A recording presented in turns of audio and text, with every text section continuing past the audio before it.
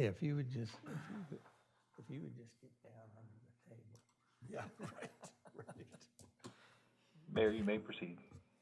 Thank you, Max. Good afternoon, everybody. It is Friday, December 17th, 2021. This is a virtual regular meeting of the Commissioners of the City of Rehoboth Beach. Welcome, everybody. I'd like to call this meeting to order at exactly 2:00 p.m.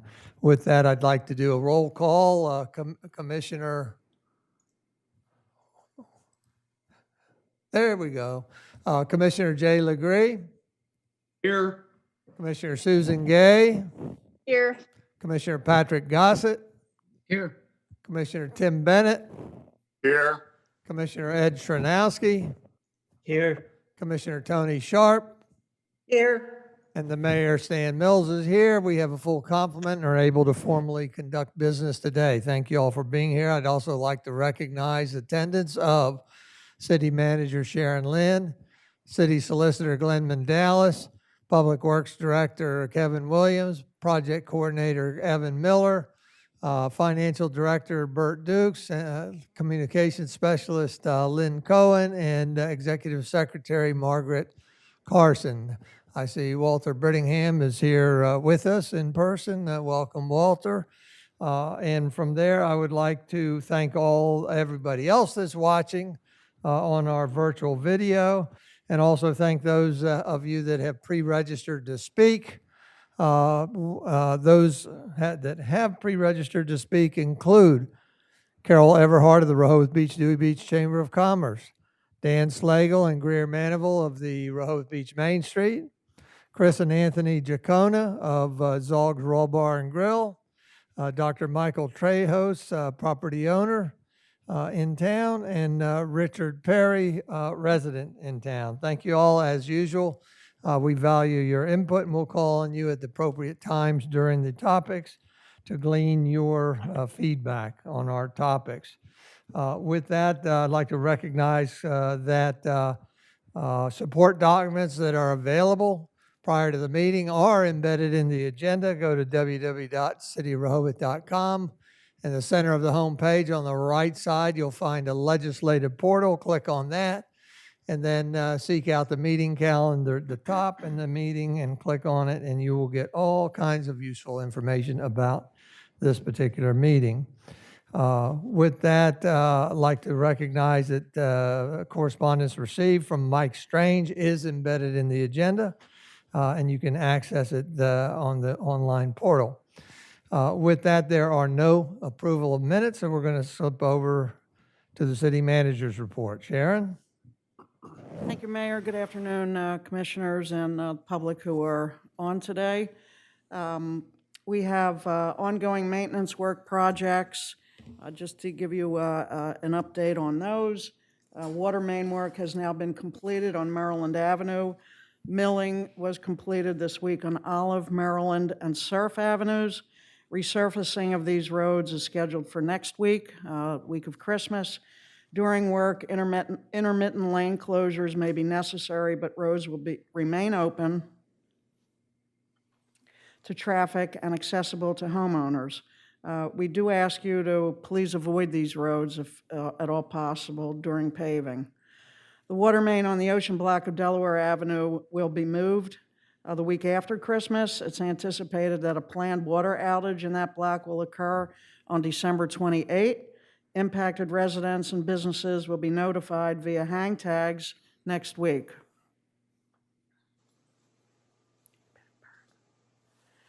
Wreaths Across America, the city is pleased to be providing support for a Wreaths Across America event being held at noon Saturday, December 18, that's tomorrow, to honor local veterans interred at Epworth Cemetery.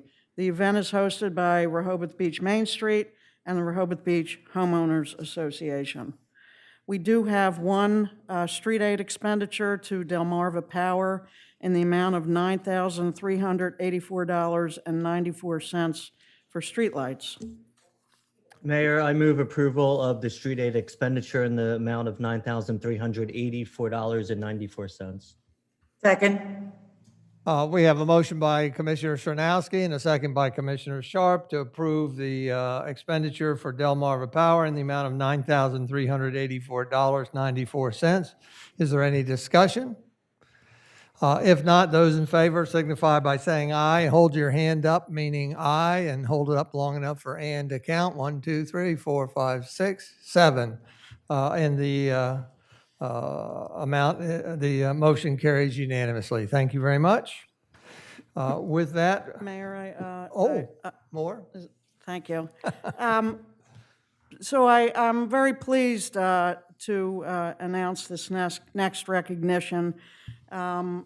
Very pleased and very proud. In 1984, the Government Finance Officers Association, which is a very strong association that most cities and counties and towns belong to and adhere to their practices. In 1984, the GFOA began presenting their Distinguished Budget Presentation Award. This year, 2021, I'm excited to share the Distinguished Budget Presentation Award received just last week from the Government Finance Officers Association for the current fiscal year 2021. For that last year's 2021 budget. It's a significant achievement, and it's one that, somebody say something? We're getting some feedback from that room. It's a significant achievement for the city of Rehoboth Beach in that one of approximately 1,600 government agencies across the country earns the award this year, and the city of Rehoboth Beach is one of only 4 municipal or county governments in Delaware, and we're by far the smallest to earn this distinction. It really marks a major milestone for the city. It was made possible by the hard work of our Director of Finance, Bert Dukes, but also by the city's commitment to upgrade its technology systems and, in general, update its technology systems, and in particular, its accounting system. It's a benefit to our residents because the resulting budget provides important information about the city in a way that can be easily understood by non-financial experts. It's my extreme honor to work with Director of Finance, Bert Dukes. He's taken a very complex financial document and presented it in a way that is informative and easily understood. Bert continues to demonstrate his in-depth knowledge of all aspects of municipal finance. He understands the importance of the city maintaining its strong financial position. And again, I'm very, very proud. This is a very big deal for the city of Rehoboth Beach. I know that in 2014, when I came here, Bert was working part-time, 2 days a week, and I said, that's just not going to work, Bert. We're going to have to make you a full-time employee. We were able to do that, and today, just about 8 years later, I congratulate Mr. Dukes for his diligence and all of his efforts every day on behalf of the city. Thank you. So this is the award. I'm sorry, it might be difficult to see, but it does say that the Government Finance Officers Association presents the Distinguished Budget Presentation Award to the City of Rehoboth Beach, Delaware for its fiscal year budget 2021. So Bert, thanks again. I'm going to hand this over to you. Stand in front of this.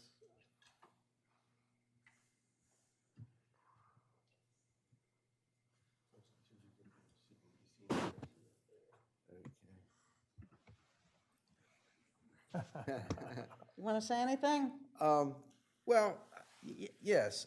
I think the significance of this award is that we've sort of committed ourselves to a level of transparency, not only this year, but well into the future, because right now there's no going back on this.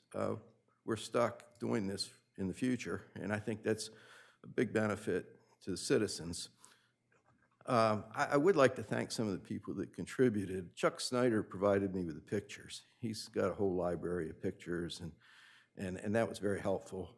Carol Everhart gave us a section on the tourist industry, and Nancy Alexander had some historical information that we included. So it was a joint project, and I want to thank everybody who helped with it. Thank you, Bert. You want to stand for a photo shoot?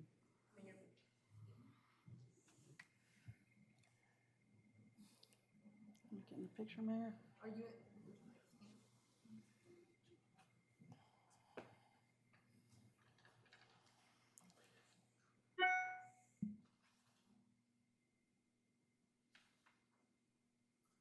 Thank you. Good job.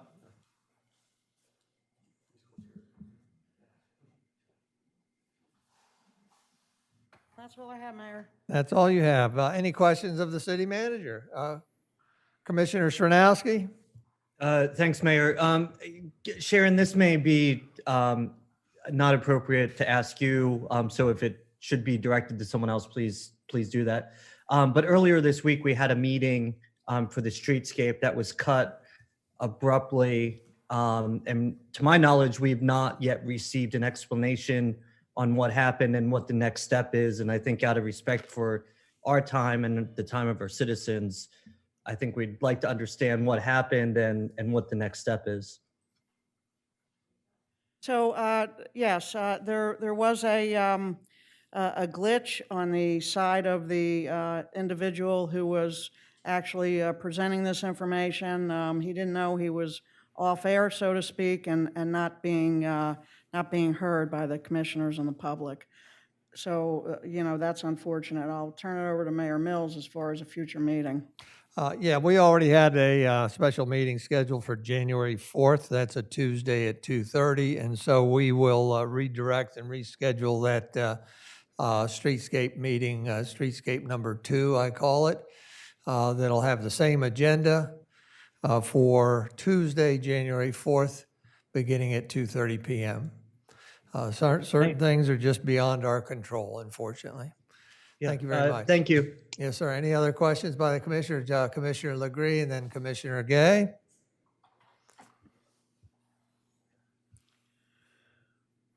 I served for many years on the audit committee, and we dealt closely with Mr. Dukes. And I can say to all, when he came on board, it was like suddenly we started to soar, and we've been soaring ever since. So congratulations, Bert. It's especially gratifying to me to see you not finally, but to see you continue to be praised for the work you do, and the city, and I speak for many years on the audit committee, we really appreciate the job that you've done. And I know if Pam Baker of Barbicane and Thornton could be here, she would second this congratulations. Thanks, Bert. Thanks, Mayor. Thank you, Commissioner. Commissioner Gay? Yeah, I just, in terms of updates, and this may not be something, Sharon, that you have available right this minute, but if not, then maybe we could talk about it at the January workshop. I was just curious about 2 other projects. One is the playground at Lake Girard, is what the status of that was. And the second one is the crosswalk on State Road. Yes, the actual playground equipment was delivered just this past week. So the contractor, Liberty Playgrounds, has that in their shop, if you will, and they're speaking with the city arborist, the recreation director, to get this in place. Probably, we'll start soon after the first of the year. So it has been delivered to Liberty. It's not here yet, but we at least know that the manufacturer has come through. As far as the update to a crosswalk, I'll turn that over to Kevin.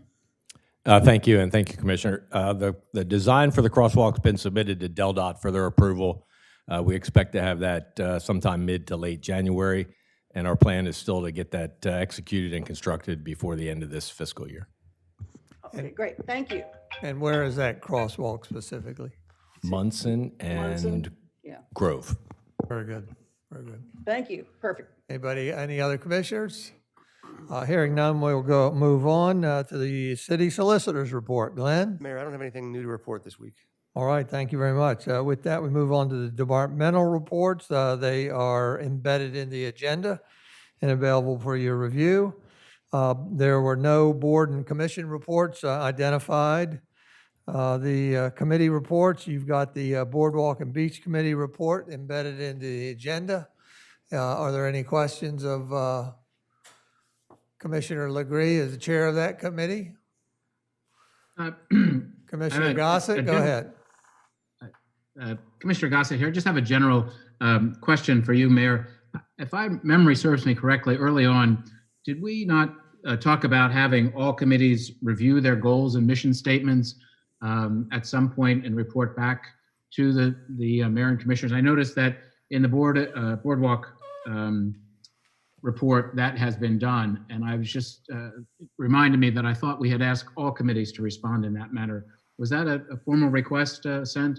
I don't believe a formal request has been sent. We can follow up and certainly do that. Thank you.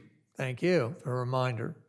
With that, if there's no further questions on this, we'll go to the next, which is the liaison reports. We'll start off with the Chamber of Commerce. Commissioner Gay, you are the liaison to the Rehoboth Beach, Dewey Beach Chamber of Commerce. And Carol is here to give us an update today. Yes, thank you, Commissioner and Mayor. I'll start with the occupancy. From January through last week for Wednesday nights. Last year, 65,105 occupied rooms. This year, 104,433. That was the biggest jump we saw. For Saturday night, same time frame, 91,919 compared to this year, 133,208. So that was a huge jump and a big benefit to the accommodations. We also have a report that the rentals in the area have a tremendous extension, not only through the holiday, but many of them through the summer of next year and or year round. Legislative bill from the legislative front, SB1, we continue to oppose that, and we will be publicizing our opposition and the reasons why very shortly. I do want to mention that the worker shortage remains the main problem for everyone, all categories, as does supplies. And that was everything from golf carts to paper. It's just a shortage all over the board and for various reasons. J1, I want to touch on this because of the worker shortage. We have a number of J1s that typically come into the area. In our particular little world, we would see around 900. One sponsor that we work with, who normally provides 200, is stating that we may get 20. So I don't know what's going to happen across the board, but it does not look favorable. And the main reason is housing. So they cannot find affordable housing. And without housing, they will not send the students. I can tell you that we have a group on the chamber board who's working to see what the possibilities might be for finding some housing or having it built. Lastly, on that, I did want to mention that the International Student Outreach Program, because of that shortage, if that does occur, we should know within the next 4 weeks, that program would be on shaky ground, or at least put to the side until we have students. And unless you have a question, that's what I have. Any questions for Carol? If not, we thank you, Carol, and we'll go on to the liaison for the Rehoboth Beach Historical Society, which is Commissioner Legree. Commissioner Legree, did you have a question anyhow? Yes, I sure would like to be kept up to date on the work of that worker housing task force. We all ought to get in. We pitch in and see if we can help out. So keep it coming, Carol. Keep us up to date and what you folks talk about. because we need to fix that. Okay, I absolutely will keep you informed and appreciate that. Thank you. Jay now is liaison to the Historical Society. Go ahead.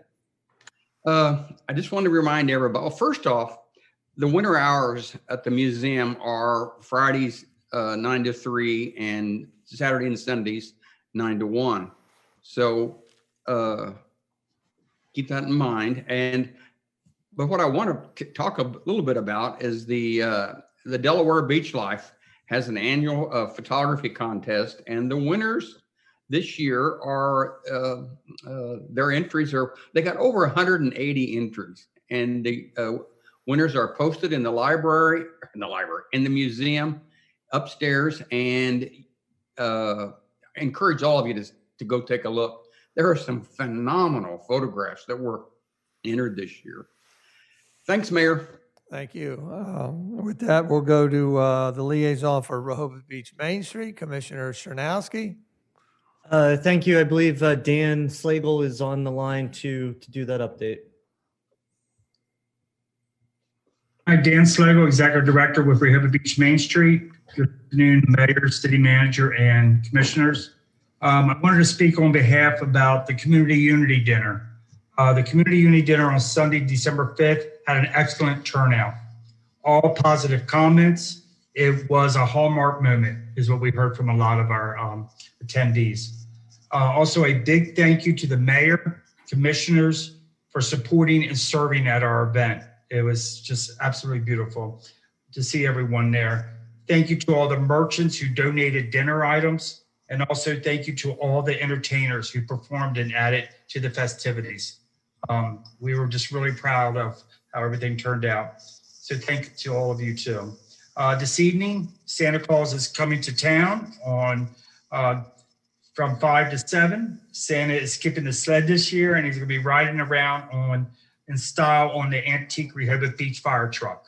So we're really thrilled to be part of that and bring the kids to see Santa and support the downtown businesses. And I'm going to turn it over to Greer. Good afternoon, Greer Manifold, President of the Board of Rehoboth Beach Main Street. I'm thrilled to be able to let you know, and I saw the pictures in the paper this morning, on the 8th of this month, Southern Delaware Tourism Awards were presented in 5 different categories, and Rehoboth Beach Main Street won the Philanthropic Award for that celebration. And the whole article in the Cape Gazette this morning is quite lovely about the whole thing. On the 18th, as was mentioned, the Wreath Across America.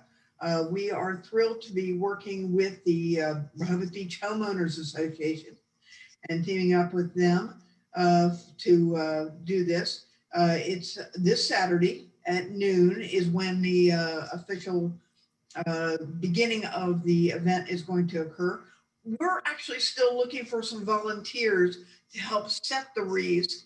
And if you can, please come and join us and come to Epworth Cemetery about 11:30, 11:45 on Saturday.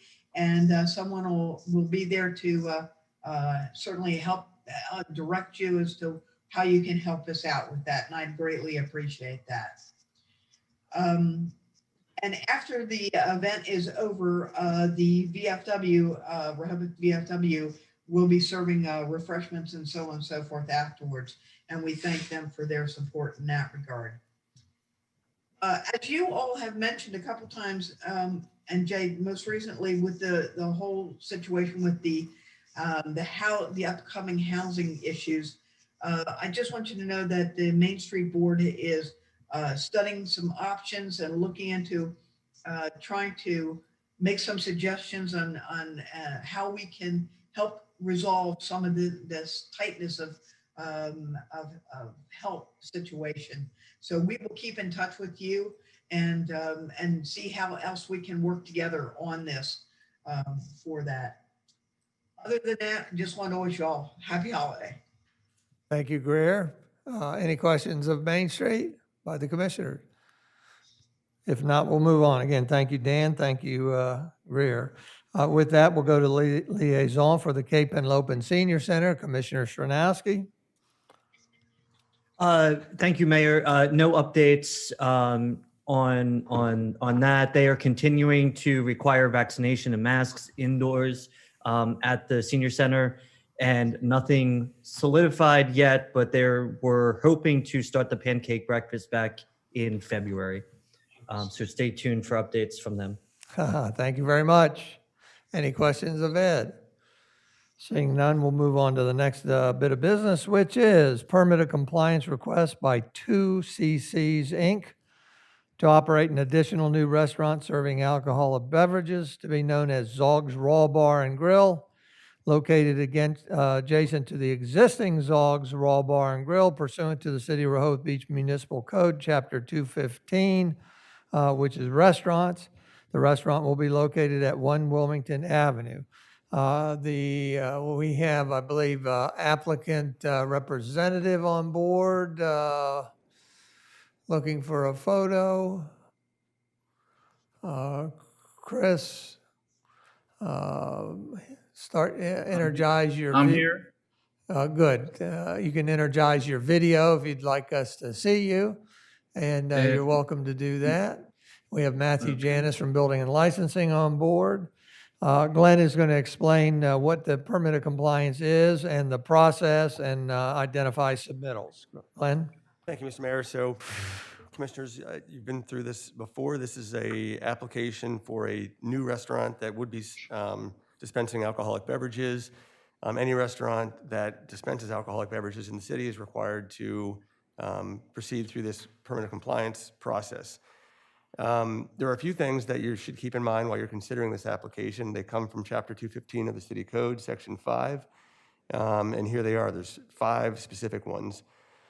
It says, a permit of compliance or supplemental permit of compliance shall not be issued to the applicant or to the Delaware Alcoholic Beverage Control Commission except by the favorable vote of a majority of the members of the City Commissioners.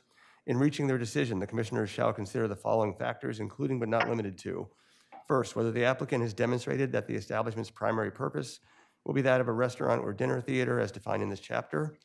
Second, whether the establishment meets all of the city's applicable zoning and licensing provisions. Third, whether the establishment would be a detriment to the peace, order, and quiet of the neighborhood and the city. Fourth, whether the establishment will have an adverse impact on the neighboring properties or on the city of Rehoboth Beach, considering the impact of traffic, parking, and noise. And fifth, whether the applicant had made any false representation or statements to the city's employees or the commissioners in order to induce or prevent action by the city, not only in regard to the pertinent pending application under this chapter, but also in regard to the issuance of a building permit or business license for the subject establishment.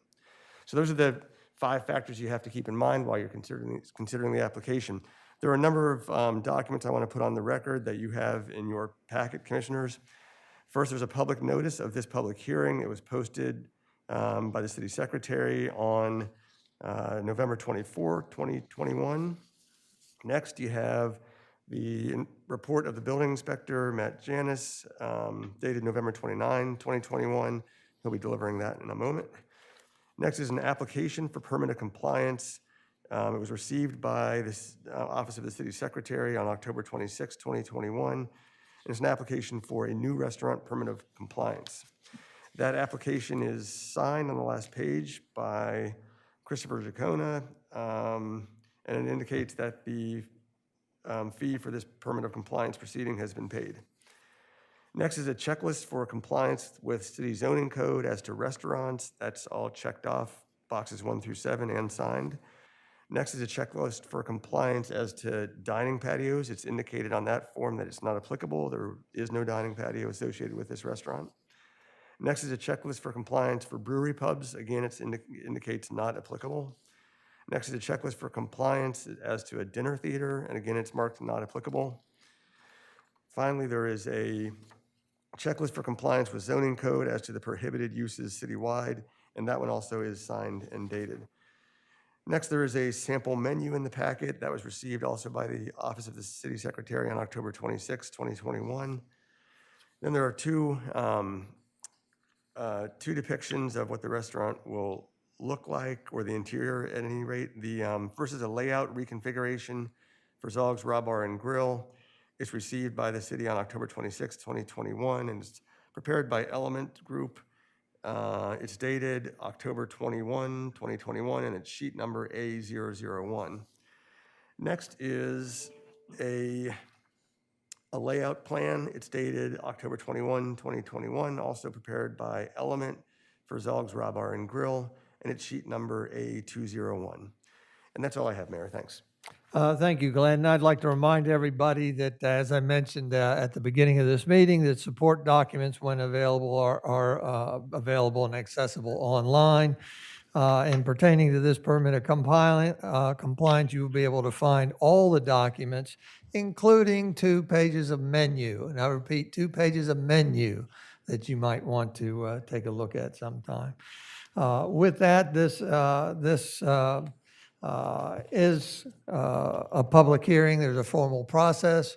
Do we go to the commissioners first and then open? Typically, we Excuse me, have Matt Mayor? issue his report first. Typically have Matt issue his report first. I'm sorry. Matt Janis. Excuse me, Mayor. Yes, ma'am.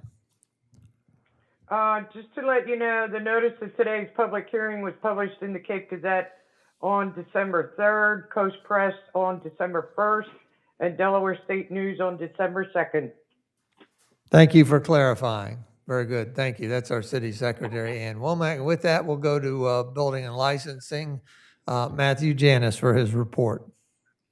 Thank you, Mayor. Good afternoon to you, commissioners, applicants, and general public. Excuse me. Before you today is an application number 1021-03, a new restaurant permit of compliance. It's Zogg's Raw Bar and Grill, 1 Wilmington Avenue, Rehoboth Beach, Delaware, 19971. This is an application for a new restaurant in a property previously operated as a restaurant. The space was formerly occupied and operated by Dave and Skippy's.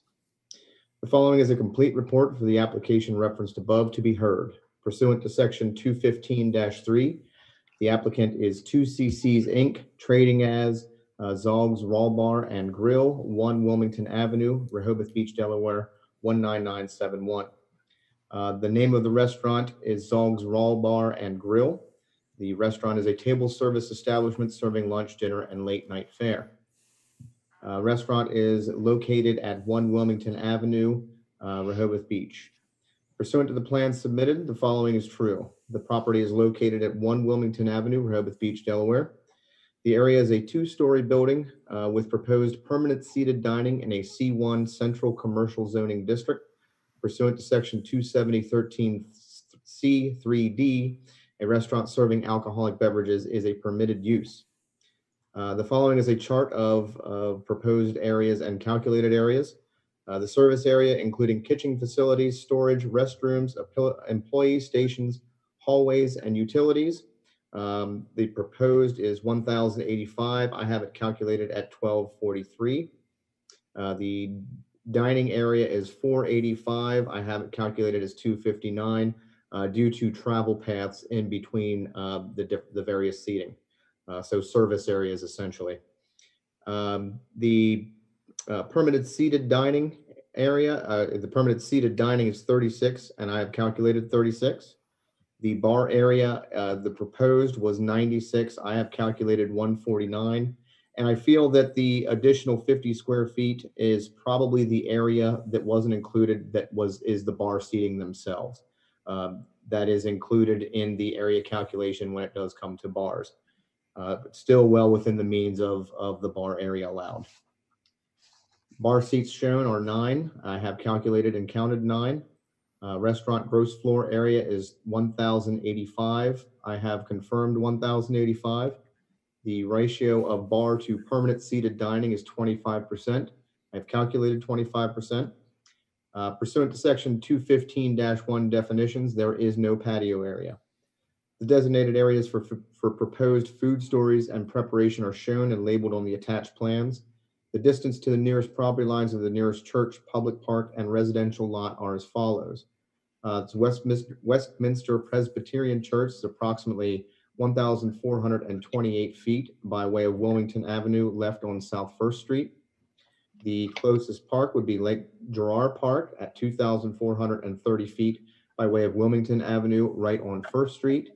And the closest residential lot would technically be about 300 square feet away, but the neighboring property, which is zone C1, is actually a residential use, and it's about 50 feet away for the neighboring property there.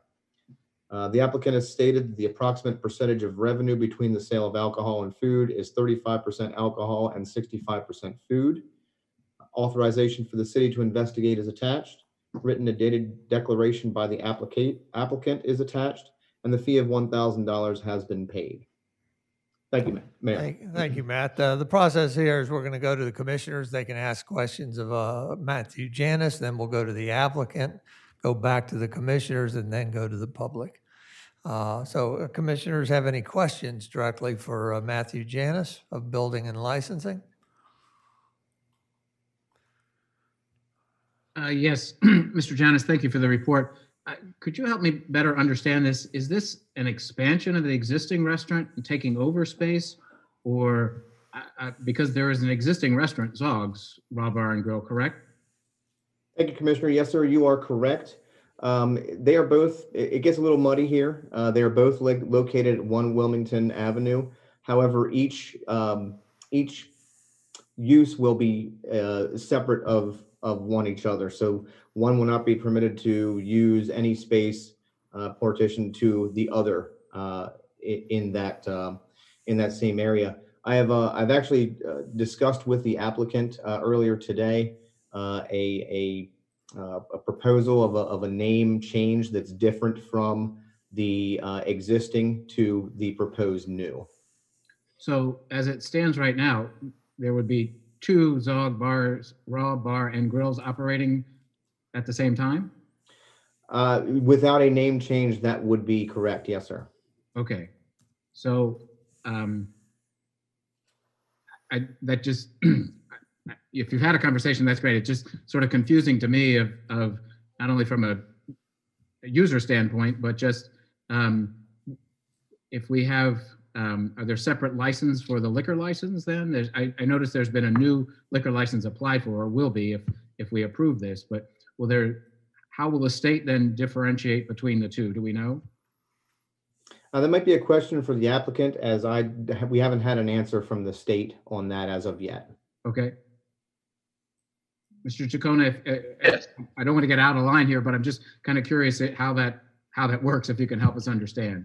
Well, originally we want to, just create more room for our existing Zoggs, but that wasn't a feasible pathway, I guess.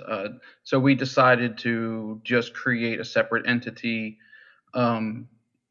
basically serving the same type of food and drink and everything like that, with 2 separate kitchens. So, but in doing so, it just made it easier for us to get the, fire marshal, ABC, and obviously city, if that works out, approval for a new restaurant. Like I said, we can make a name change to make it less confusing for, anybody, but that was our reasoning behind that. Yeah, I mean, it's up to you as operator, and I would support anything you want to do in that regards. It's just that technically, in the aspect of, 2, and maybe the solicitor can help us on this, 2 liquor license with the identical same name. And I know we also have a permit of compliance for a deck permit for Zogg's, the earlier one. So yes, it just kind of gets confusing, I guess, from the standpoint of tax billing and all types of things. I just want to see if we can address that issue now before there other issues arise. Right. Everything that we've applied for with the ABC is a separate liquor license for that. I do believe the original Zogg's, the existing, it is Zogg's on the license on that one. But I believe we applied for Zogg's Raw Bar and Grill. So that's kind of where there's some variations over the past 21 years of signage and stuff like that. I would assume, that's where the discrepancy probably has come on that. Okay. Mr. Janis, do you see any challenges from the administration aspect of this with 2 operations that simultaneous with the same name? Thank you, Commissioner. Fortunately, these properties are not joined by any kind of portal that go in between the two facilities. So as long as there are separate licenses, probably create a separate entity. I see no problem with it. Maybe a stipulation that the one cannot be used in conjunction with the other might be applied here. But other than that, I don't see any issues other than a possible, name change that might get a little muddy with that. Okay. But from the administrative aspect and licensing and tax issues or what have you, all of that we're good with. I believe so. Yes, sir. Mr. Mandalis, any comments on that, or have you experienced this type of thing before? No, I mean, we thought about it and sort of considered what exists now within the city. And there are two grottos, but they operate with different names. I'm forgetting now what they are, but I think Nicola's had 2 locations, but had a little bit different names. So I personally think that while Mr. Janis says that it can be managed, and I think that it can be, it would make it easier from a, from the city's perspective. I think it would make it easier if there was some easier, more identifiable distinction between the two organizations. Mr. Giacone, do you know if this is an actual separate entity that's been created for the second location, or is it the same Zogg's LLC or Zogg's Inc. that's going to be over both of these locations? It will be the same corporation that's handling both of them, but there'll be separate business license, public health license, and the ABC license, Okay. and fire marshal, I believe, as well. Okay. So I don't think there's any legal prohibition that I'm aware of, Commissioner, that would prohibit a restaurant having 2 locations with exactly the same name. But I don't disagree. Some separation in the name would probably make it a little bit easier for the city to manage. Again, these are administrative aspects that I think you, Mr. Mandalis, and you, Mr. Janis, really need to think through, or what have you. I certainly am supportive of having a new restaurant in town. There's no question about that.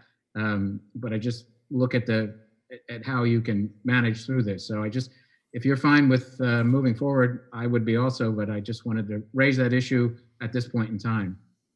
Thank you, Commissioner. We want to finish up with any questions of Matthew Janis first before we go to the applicant.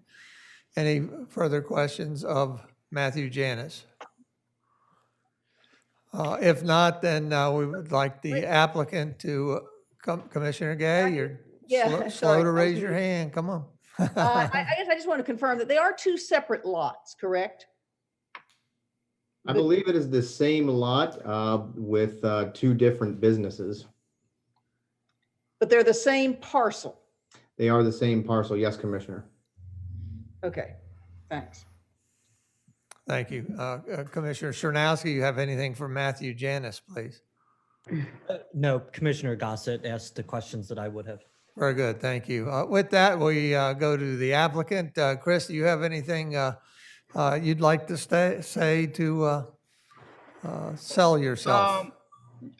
I believe just to kind of simplify things a little bit more, we have come up with a different version of the name that might be just to make it easier for everything moving forward, and to assist in anything else. But I mean, essentially, no, we're just trying to, expand what we have there at that location, and consolidate, and that's about it for us. So the name change that we could do would be maybe Zogg's Rum Shack. That's kind of an idea we have. So that being I think that would work for us as well, and not kind of deter us from what we wanted to do in the beginning. Thank you, Chris. Any questions by the commissioners? I have a note probably for both the applicant and building and licensing. The name and address does give me a little pause. I would prefer that even if it was Zogg's front or Zogg's number 2, but I think you give a viable alternative, so I appreciate you considering that. Also, I just want to confirm with building and licensing that The patio that's existing there goes with the rear original building, which means that patrons coming from inside the front Zogg's Rum Shack, we'll call it, would not be able to use that patio. Is that correct? Thank you, Mayor. That is correct. And just to clarify that if the two entities are combined, the applicant will be kind of shooting themselves in the foot, as that would trigger suppression system requirements throughout that entire complex. So it's a little bit more of a fail-safe, if you will, as combining both of those properties under one entity would trigger the 99 occupants, which means they would have to sprinkle both areas. All right, thank you. And this is sort of a unique situation with two restaurants in the same proximity. If business were slow in the front Zogg's Rum Shack, would they be able to close the kitchen and serve food from the original Zogg's and vice versa? Thank you, Mayor. No, they would not be able to operate one establishment to serve the other. They would have to completely close the one and operate fully out of the other. All right, so now we have that on the record. Thank you very much. We'll go to Commissioner Stranowski. Thanks, Mayor. Chris, I just want to confirm. So 2CC Incorporated is the entity for both businesses, correct? Correct, yes. And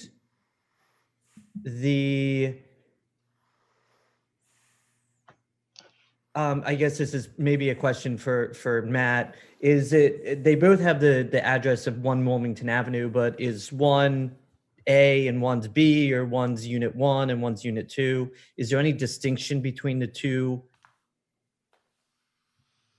We certainly could address it if that becomes an issue, but from what I find, I don't believe there is a 1A or 1B. One was always known as Zogg's Raw Bar or Zogg's Bar.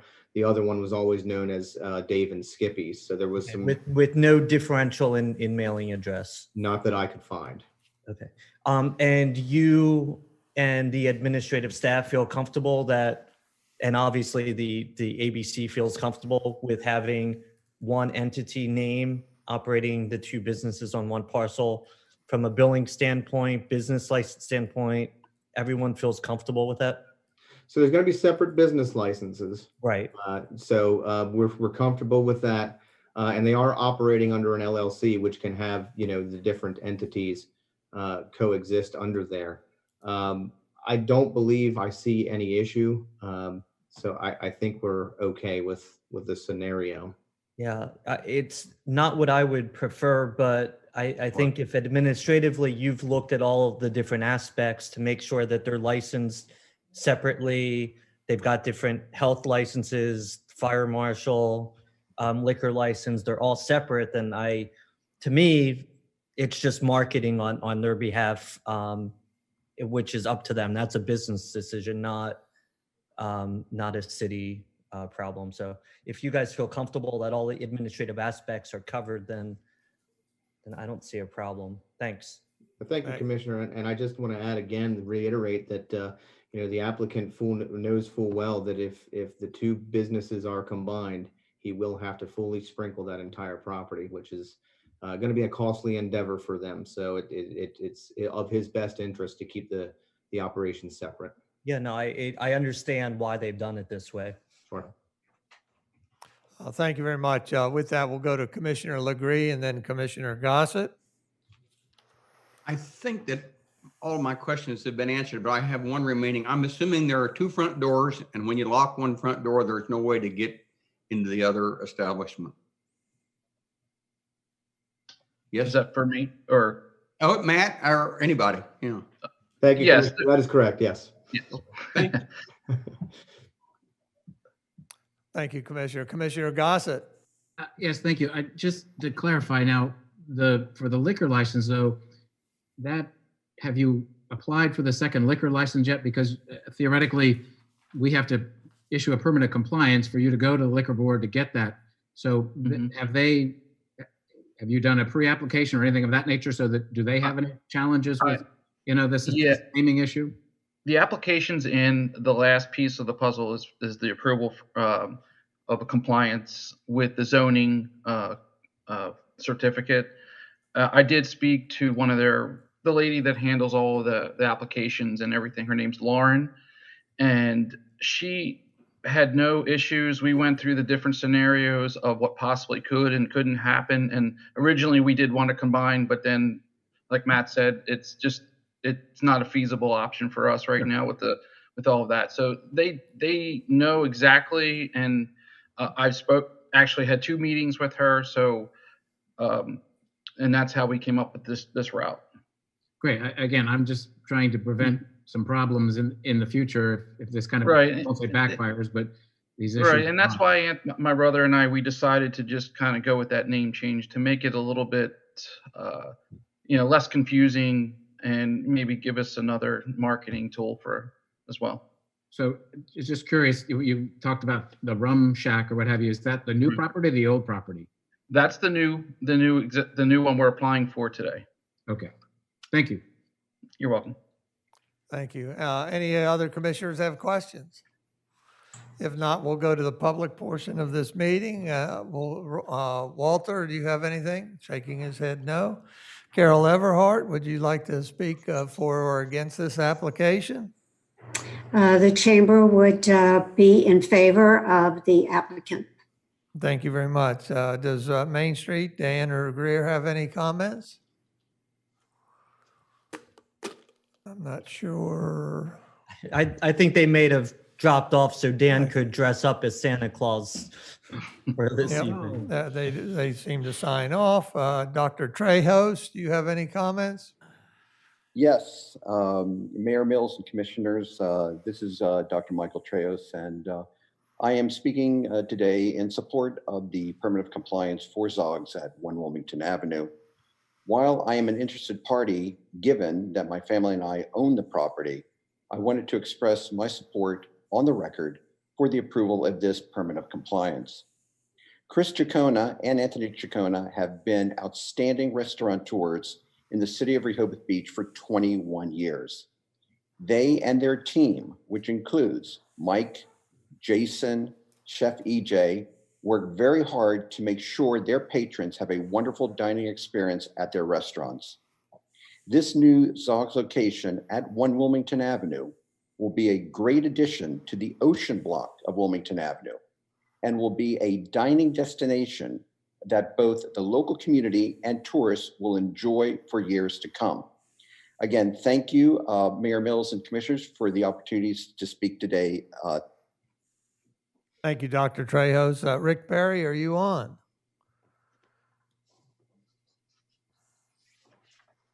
Yes, Mayor. Thank you.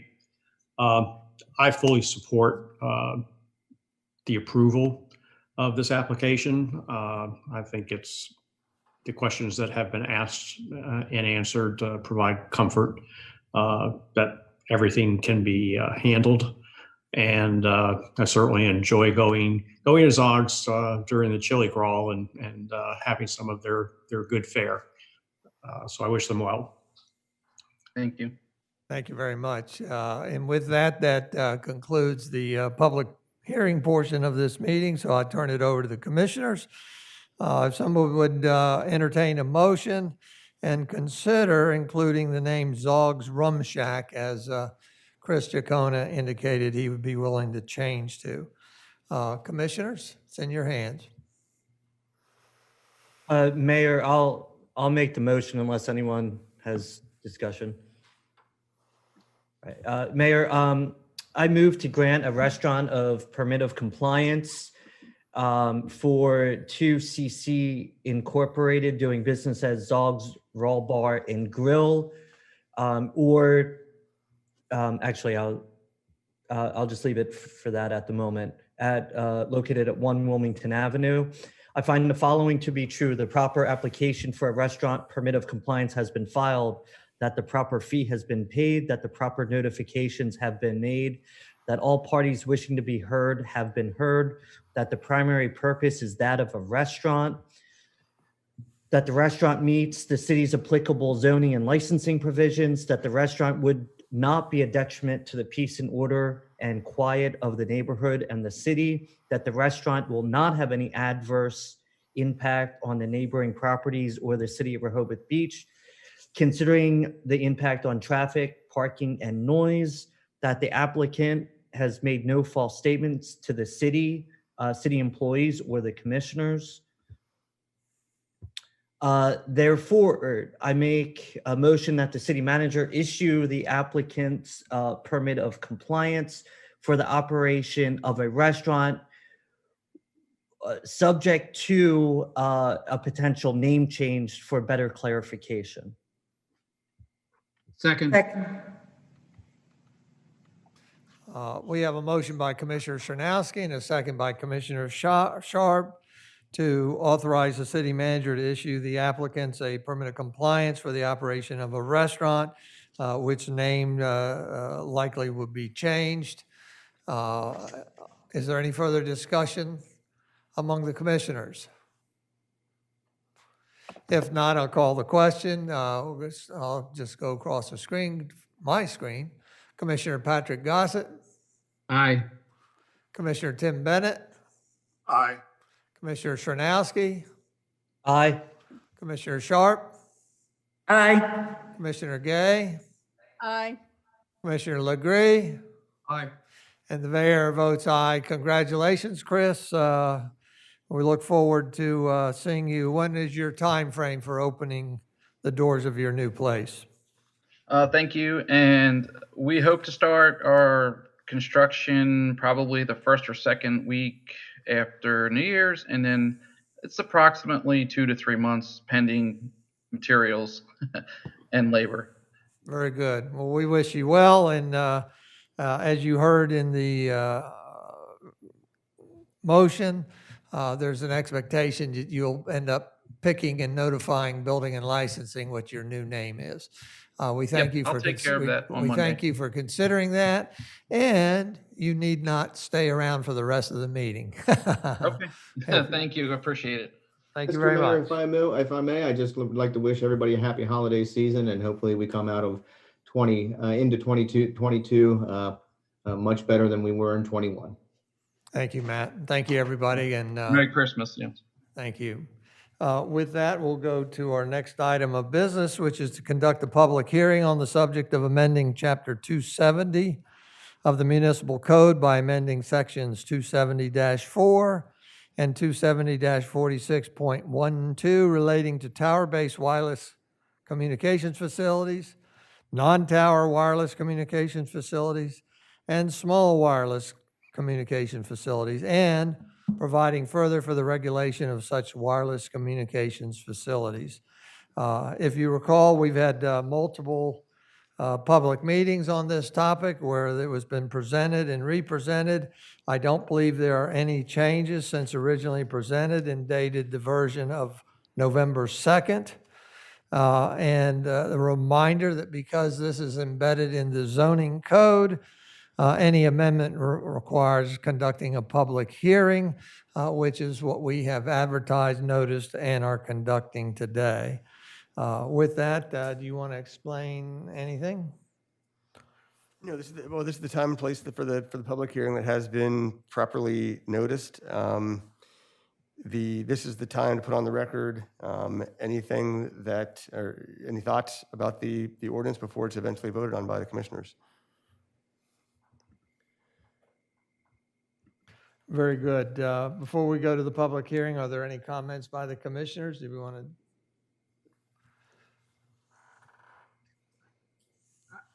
Yes, I have a question. Commissioner Gossett, yes, sir. Yes, I noticed, or during our last discussion, we had a discussion, I believe, about including the definition of best available technology. And I don't see that reflected in this particular draft. And I'm just curious as to what is the reasoning of either not including it or the reasoning for not including it with regards to our consultant. My recollection is that we didn't formalize that it should be included. Do you have a recollection? No, that's all our recollections up here. We could certainly add it, but if so, we would want to push this hearing back a little bit so that we could get it all embedded in there. So that's up to the commissioners. Patrick, could you reference what line you'd like to see that language changed? It's part of the definitions. Let's see if I could. It is not included in there at all, but it is a definition of the best available technology, table 270-4.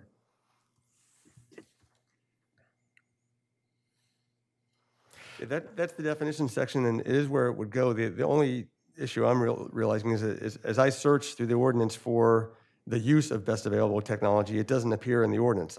I think Mike Strange has put correspondence in that encourages you as commissioners to consider editing the ordinance to include best available control technology.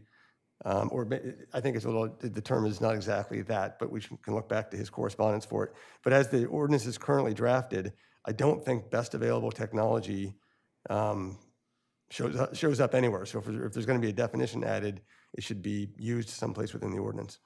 Yeah, I agree. We shouldn't add a definition if the defined term isn't used at all.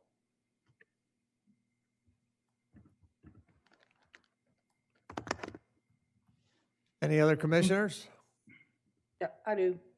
Commissioner Gay?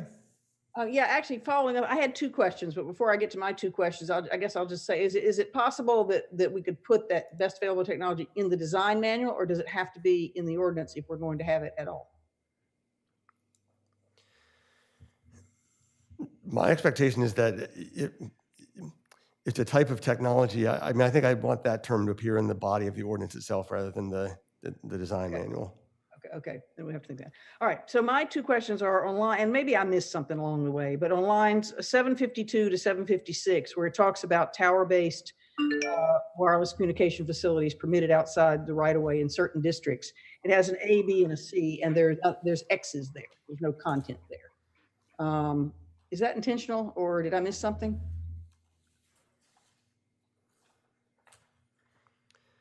No, I think that's, I think that's an error. Yeah. Does Okay. that, Are there supposed to be certain districts noted or not? Did we ever talk about them? I guess we probably did somewhere along the way. I'm glad you're raising this because I want to go back and look at the ordinance as it exists today. I sort of feel like that it's codified this way right now and it never got corrected the first time around. So you're right, this is the time to do it if there's going to be an area where there's a special exception. Yeah. Let me Okay. look at the existing ordinance while.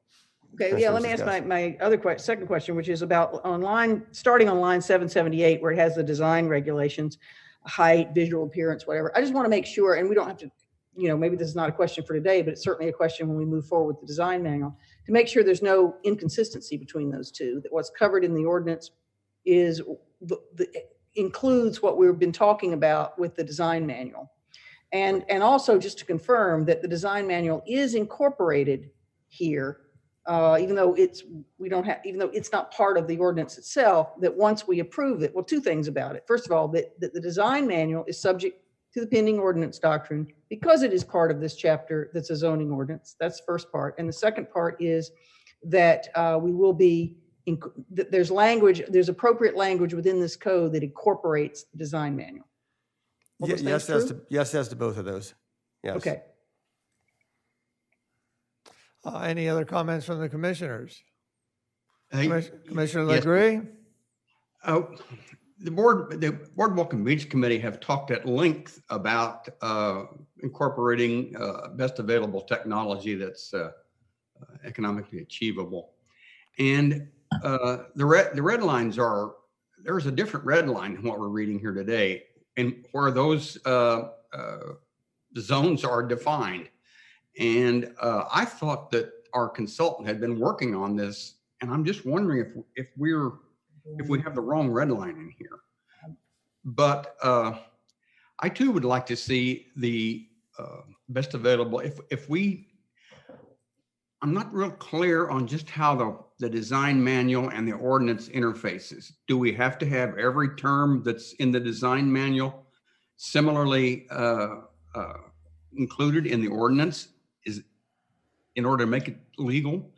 And I was also assuming that the design manual was a much more of a dynamic document that we could adjust that as necessary, and without having to go back and include every word in the ordinance. And I need because if that's the case, why do we have a design manual if it has to be? I just need clearance on that. I need to have someone explain to me how that works and why we have to have it that way. Well, look, I want to do this and I want to get it right. I want to make sure we have the correct red line version. So maybe we need to go back to Julie. But more importantly, I'd like to incorporate, if the majority wants to incorporate BATEA, then I'd like to hear that today so that we can then go back and incorporate it. So Commissioner Sharp? I seem to recall, and my notes seem to reflect it, that I think, and I could be wrong, but I think the best available technology discussion centered around giving the city every single support that we might need down the road. So I'm very much in favor of, and I thought our consultant was supportive of that, but my memory could be failing me, but that was from December the 6th. Well, how many want best available practices inserted? We've got. Okay. I would say, Mayor, if you're considering deferring it, better to put it in the ordinance and so that it's in and ready to go and it can be taken out easily if we need to take it out. But I think that if you're going to defer to another meeting, I would prefer you just put it in and then it can easily be removed if commissioners don't want it. Let's do that, folks. If you have any further comments, you feel free to give them now or send them in. We'll have Julie review this, make sure we've got the correct red line version. And we'll put best available practices inserted in there. Again, there's no big rush, although I'd like to keep things moving forward on it, and we can still do that. Are there any further comments? Commissioner Legree? Yeah, I'm in favor of the zones that she defined. They're well thought out, and we'd be in favor of that. We talked about it at the Boardwalk and Beach Committee. Thanks, Mayor. So the existing ordinance, so everyone is aware, I did look at it. The existing ordinance has the C1 Central Commercial District and the C3 Secondary Commercial District listed in that area. I don't recall if there were additional changes to it, but we'll have that clarified by next meeting. So Yeah, it's just two then, not three. Correct. And in the existing ordinance. Boardwalk, residential, Okay. and commercial. Yeah, she actually provided a map that there was Boardwalk and west of Boardwalk, if I remember, there were multiple zones defined.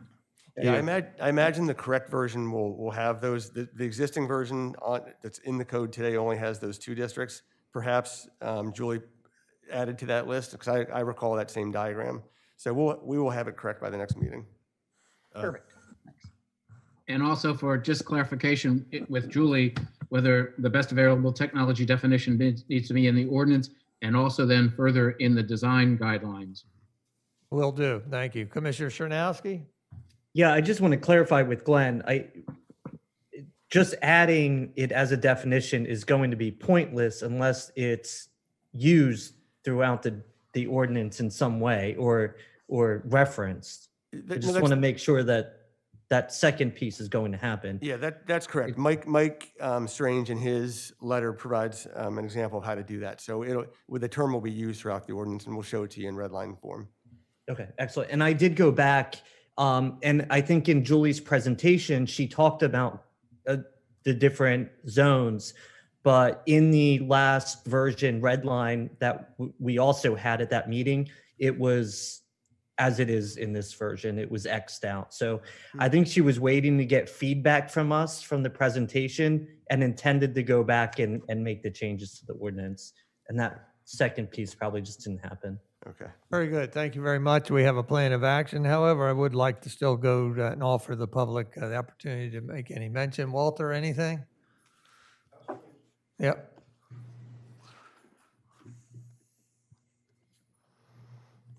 Good afternoon, Walter Birmingham, 123 Wilmington Avenue. My thoughts, discussion from and with some of my friends. First of all, I think it's good that you not put numbers to the items, that you've called them wireless communication facilities, because by putting numbers in there, it can change. And when somebody looks up something, it's a lot more broad and it allows people to find what's happening about said subjects. What I am concerned about is, and the city of Rehoboth Beach and so many other people, the wireless networks today carry so much critical information. The police departments use it as a way around 800 megahertz, where the FCC has ordered some things not to be blanked away from the public. We're running over the internet so many things like well stations and stuff like that. And I'd like to be sure that in the middle of all this, I like the words in there, for further regulation of such wireless communication facilities, that standby power be an item that the city has something to have input on, which if I think there's a wide area network facility on the water tower. If we lose electric area wide, do we lose our wide area network for our city, for all the people that use it? Do we end up with UPSs or generators at all these small sites? And I just think it's very important that you enable one or two words that you can have input on this, so that we don't have add-ons like generators and stuff like that on the islands of Rehoboth Avenue and every place that there is a small site or a master site. And because we have to be capable of operating in adverse weather conditions. Thank you very much. Thank you, Walter. With that, we're going to continue with members that pre-registered to speak. Carol Everhart, do you have anything on this topic? No comment, thank you. Thank you very much. Dr. Trejos, anything on this topic? Yes, Mayor Mills, thank you for allowing me again just to briefly speak on this topic. I just wanted to alert everyone to the understanding that this topic that we're talking about here is dealing with non-private, commercial supplied wireless telecommunication services. Why I'm specifically raising this is because of, and Glenn, I don't know if you're aware of this, FCC a public notice PRB1, which states that ordinances that are generated by city municipalities cannot be used against non-public, i.e. private entities who are putting up such things as towers to put up your TV antennas, or even licensed FCC operators pursuant to 47 CFR Part 95 and Part 97, i.e. amateur radio operators who need to put up small tower facilities in order to communicate pursuant to their FCC license authorizations. I just want us to make sure that we are not going to be potentially treading inappropriately on regarding PRB1. And as such, I don't know whether or not you do or do not want to place in this ordinance the understanding that this is for non-public, I'd say non-private facilities, i.e. private facilities, such as individuals want to put up a tower, TV tower, that's fine. But that has not necessarily been stated in there, and I don't want this commission, or I'm saying the Board of Commissioners or anybody, or this ordinance to then become vague in that instance.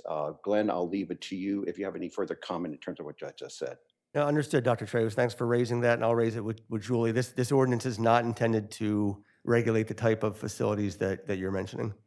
Correct, and thank you so much. And again, therefore, you might want to put in the thing where it talks about non-public or something, that non-public, i.e. private, is not included. Got it. Thanks.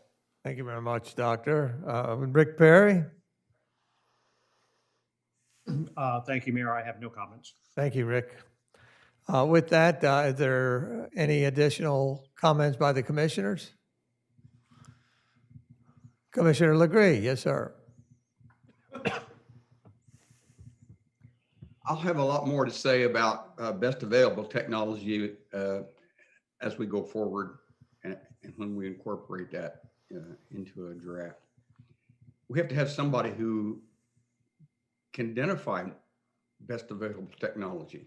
And right now we don't have anybody, but we can talk about that. Thanks, Mayor. Thank you very much. If there's no further questions by the commissioner, we've got our path forward. I'm sorry for the delay, but we'll be able to move forward expeditiously very soon with a complete and updated proposal there.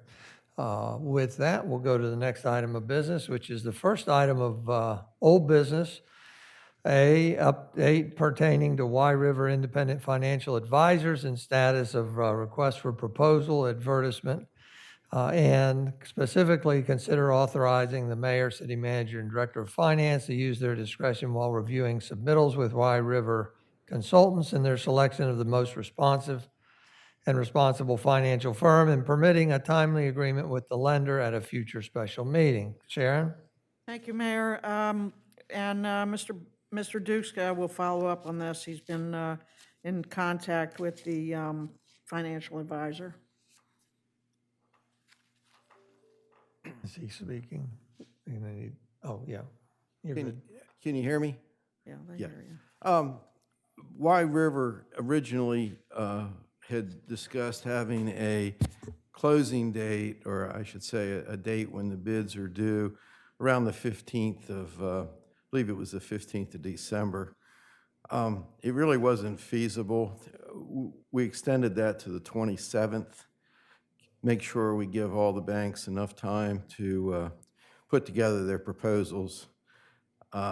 My conversations with Pam Kelly are favorable. We're getting some responses. So I think on the 27th, it'd be appropriate at that time to discuss greater detail. And I think what we were concerned with was the date of the meetings that are occurring in January.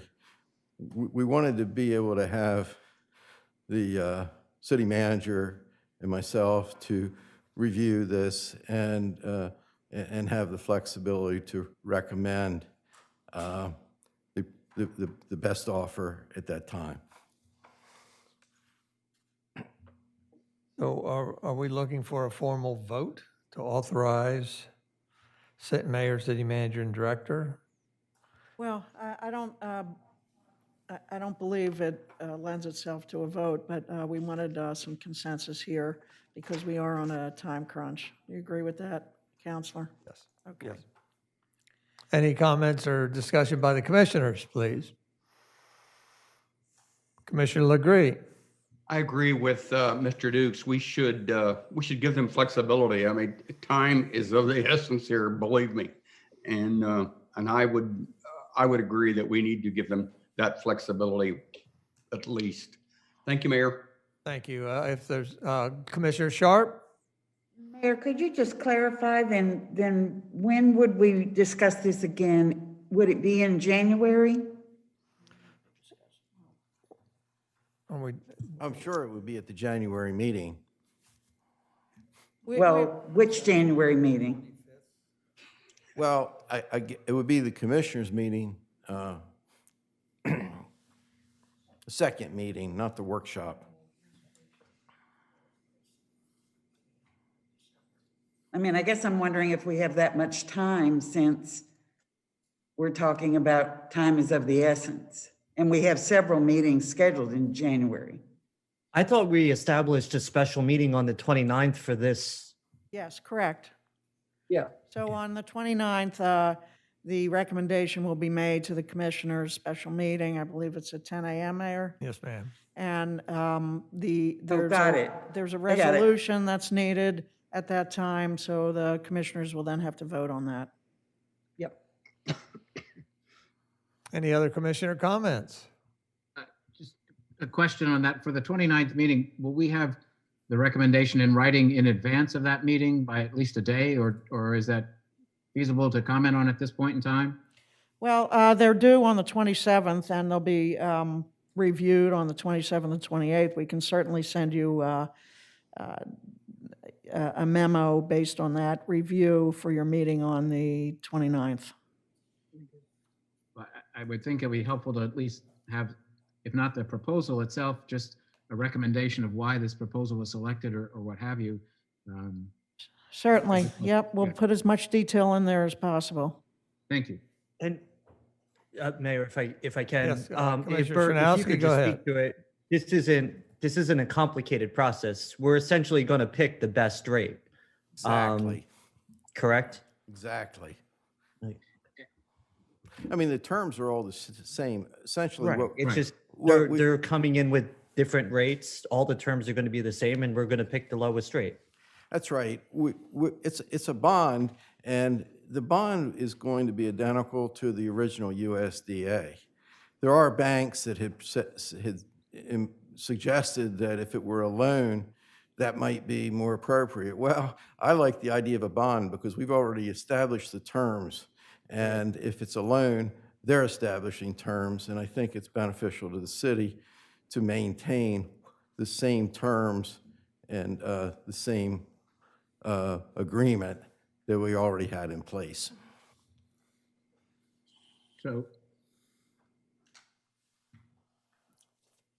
And The only change would be a better financial offer, but as far as the legal language, I believe it would be what was in the original bond.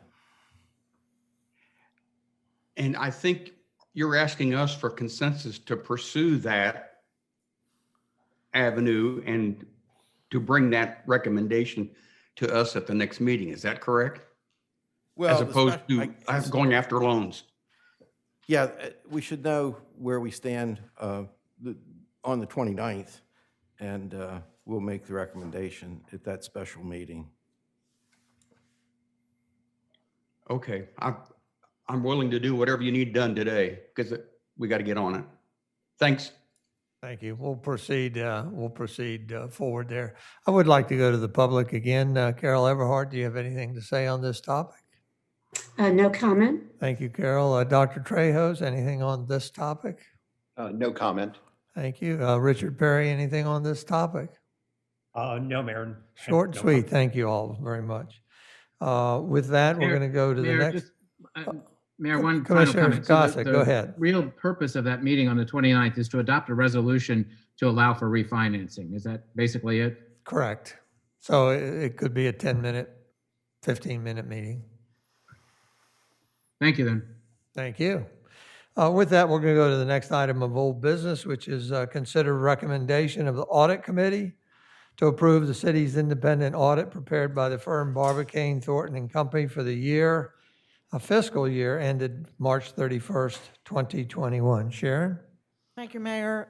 Yes, this is, Commissioners, an annual recommendation made by the city's Audit Committee. The Audit Committee met on October 29th.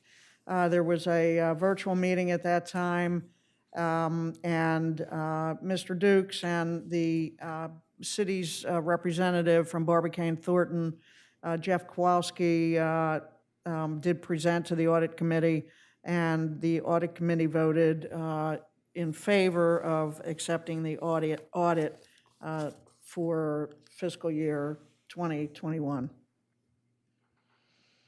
Are there any discussion by the commissioners?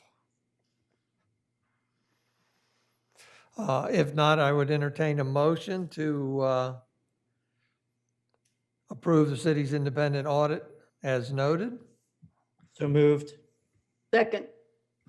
We've got a motion by Commissioner Szymanowski and a second by Susan Gay to approve the city's independent audit for the fiscal year ended March 31st, 2021. Is there any additional discussion by the commissioners? Hearing none, I'll ask the public if there's any comment on this topic. Carol Everhart, No comment. Dr. Trejos, No comment. and Rick Perry. Mayor, I have a question. And I just don't recall from past years. It's 8.5 months after the end of the fiscal year. And I'm just wondering why it takes that long for the audit to be completed. I'm accustomed in the business world to having them within 120 days after fiscal year end. Was there an issue with the audit, or is it just the typical time frame?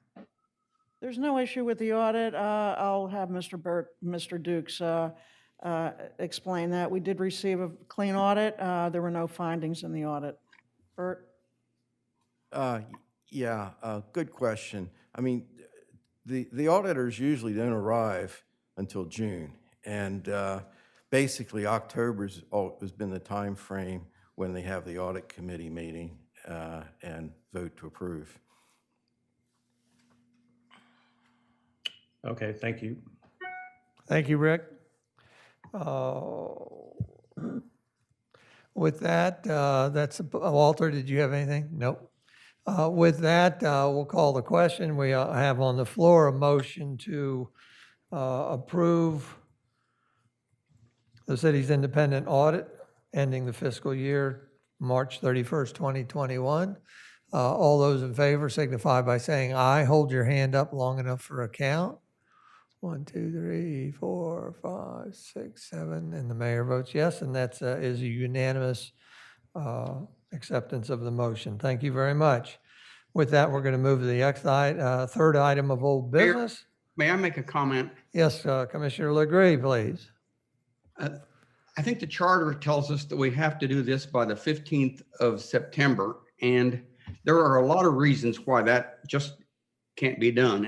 And Mr. Duke could explain that because of the timing and everything. Somewhere down the line, we need to get our charter in line with what we're doing. And I think that's a fairly simple thing. We just need to do it. Thanks, Mayor. Thank you, Commissioner. With that, we'll move to the third item of old business, which is to consider proposed amendments, 3 proposed amendments to Chapter 92, Automobiles, Vehicles, and Traffic, by amending the certain sections noted in the agenda. With that, we're going to turn it over to Evan Miller. Is that true? Correct. Yes. Sure. Thank you, Mayor. Good afternoon, commissioners, members of the public. So before you again today are ordinances to amend Chapter 92 of the City Code. First one relates to parking areas for handicapped persons. That's Chapter 92, Section 65. I have that up on the screen for you to see. I want to thank Commissioner Gossett for providing me with his comments and also helping me draft the revisions from the previous version. So the changes include just moving the street names to the beginning of each area and then alphabetizing each area by the street name. And then finally, Commissioner Gossett did catch that we did not include the Grove Park parking lot and the 3 accessible parking spaces that we have in that lot. So those are the changes before you today.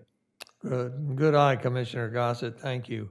And embedded in the agenda as support documents is not only the red line version of proposed changes to 9265, but also an accepted version so you can see what it looks like. And again, the only difference between version 2 and version 1 is with the insert of that one, those handicapped parking spaces at Grove Visitor Parking Lot, alphabetizing all the street names. Are there any discussion on this particular proposed code change? Commissioners? If not, I would entertain a motion to adopt and amend Chapter 92 of the Municipal Code by amending Section 92-65 relating to parking areas for handicapped versions for version 2 dated December 13th. So moved. Second. We have a motion by Commissioner Gay and a second by Commissioner Gossett to amend Chapter 92, specifically 92-65 relating to parking areas for handicapped persons. That's in front of us. Is there any additional discussion by the commissioners? Seeing none, we'll go to the members of the public. Carol Everhart, any public comment, please? No comment, Mayor. Thank you, Carol. Dr. Trejos? Mr. Mayor, no, I have no comment, but I'm going to have to depart from the meeting, and I just want to wish everyone a wonderful holiday season. Merry Christmas and Happy New Year to everyone. Thank you, Doctor. We appreciate that. Dittos. Rick Perry?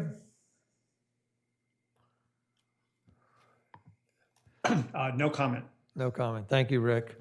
With that, we have a motion and a second in front of us to amend and adopt the changes in front of us. All those in favor signify by saying aye. Hold your hand up. Aye. And we have a full complement of the mayor and commissioners voting in favor of the motion. Thank you very much, and the motion passes. With that, we'll go to the next item. Evan, if you would. Sure. Thank you, Mayor. The next ordinance before you is to amend Chapter 92, Section 268, relating to non-transferable bus permits for employees.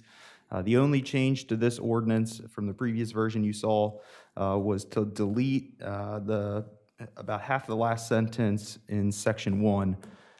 So it now reads that Chapter 92, subsection 92, 268, A, B, and C of the Municipal Code of the City of Rehoboth Beach, Delaware, as amended, be and the same is hereby further amended by deleting Section 92, 268 in its entirety. You'll recall from the last version, we actually had a red line version where we just striked that whole subsection. Here we just say that it's amended by deleting the section in its entirety. That's all I have, Mayor. Thank you, Evan. And we just want to reiterate that this is version 2 dated December 13th. And while the content is exactly the same and the intent of it is to delete a section, it's really the formatting that's different, not the total content of it. With that, I would seek a motion by the commissioners to amend Chapter 92, 268 relating to non-transferable bus permits for employees. So moved. Second. I've got a motion by Commissioner Jay Legree and a second by Commissioner Ed Stranowski to amend Section 92, 268 relating to non-transferable bus permits for employees. Is there any commissioner discussion? Hearing none, I'll go back to the public. Carol Everhart. No comment, thank you. Thank you, Carol. Rick Perry. No comment. Thank you, Rick. With that, we've got a motion on the floor to amend Section 292, 268 relating to non-transferable bus permits for employees. With that, I'll call the question. All those in favor signify by saying aye. Hold your hand up long enough for a count. 1, 2, 3, 4, 5, 6, 7. And we have a full complement of the mayor and commissioners voting in favor, and the motion is adopted. Thank you again. And with that, we go to the third item, back to Evan Miller, please. Oh, I'm sorry. Ed, did you have a question? No, I'm sorry. Oh, My hand you is waved still- your hand. Okay. Thank you, Mayor. Final ordinance before you is for amending Chapter 92, Section 38, relating to parking restricted for certain vehicles. Again, there were no changes from the previous version that was presented to you at the workshop meeting, so I have the same draft amendments before you today. Very good. Again, it's version 1. There's a red line version and an accepted version, just so you can see what it would look like if it passes. And with that, we'll go to entertaining, if you would take that down, please, and so I can see everybody. And we'll see, are there any commissioner, well, let's go for a motion. Can I get a motion from the commissioners to amend Section 92-38 relating to parking restricted for certain vehicles? So moved. Second. So we've got a motion by Commissioner Chernowski, and who seconded? I did, Susan. And Commissioner Susan Gay seconded to amend Section 9238 relating to parking restricted for certain vehicles. We'll go to commissioner discussion. Are there any comments? If not, we'll go back to the public. Carol Everhart. No comment. Thank you. Walter, you have anything? Nope. And Rick Perry? No comment. All right, thank you all. With that, we have a motion on the floor to amend section 9238 relating to parking restricted for certain vehicles. All those in favor signify by saying aye, holding your hand up for a count. 1, 2, 3, 4, 5, 6, 7. And the motion passes unanimously. Thank you very much. Thank you, Evan Miller. Thank you. Good job on that. I understand you are working on other parking ordinances that might need amended in the future. And so stay tuned for everybody. Thank you very much. With that, we are going to go to the next item of old business, which is discuss the interplay of the Wilmington-Baltimore Avenue Streetscape Project and of the proposed reconstruction of the Rehoboth Beach Patrol and public restroom facilities currently located at Baltimore Avenue. There were different options that we've talked about over the months since this started. Number one, reconstructing the Rehoboth Beach Patrol and the public restrooms facilities in the same location at Baltimore, adding family rooms and changing rooms and a second floor expansion of the Rehoboth Beach Patrol. We talked about number two option, relocating the building in entirety, that is the Rehoboth Beach Patrol and the public restrooms, to the Boardwalk at Maryland Avenue. We talked about a third option, separating the public restrooms from the Rehoboth Beach Patrol facility, leaving the Rehoboth Beach Patrol facility at Baltimore and relocating the public restrooms to Maryland Avenue.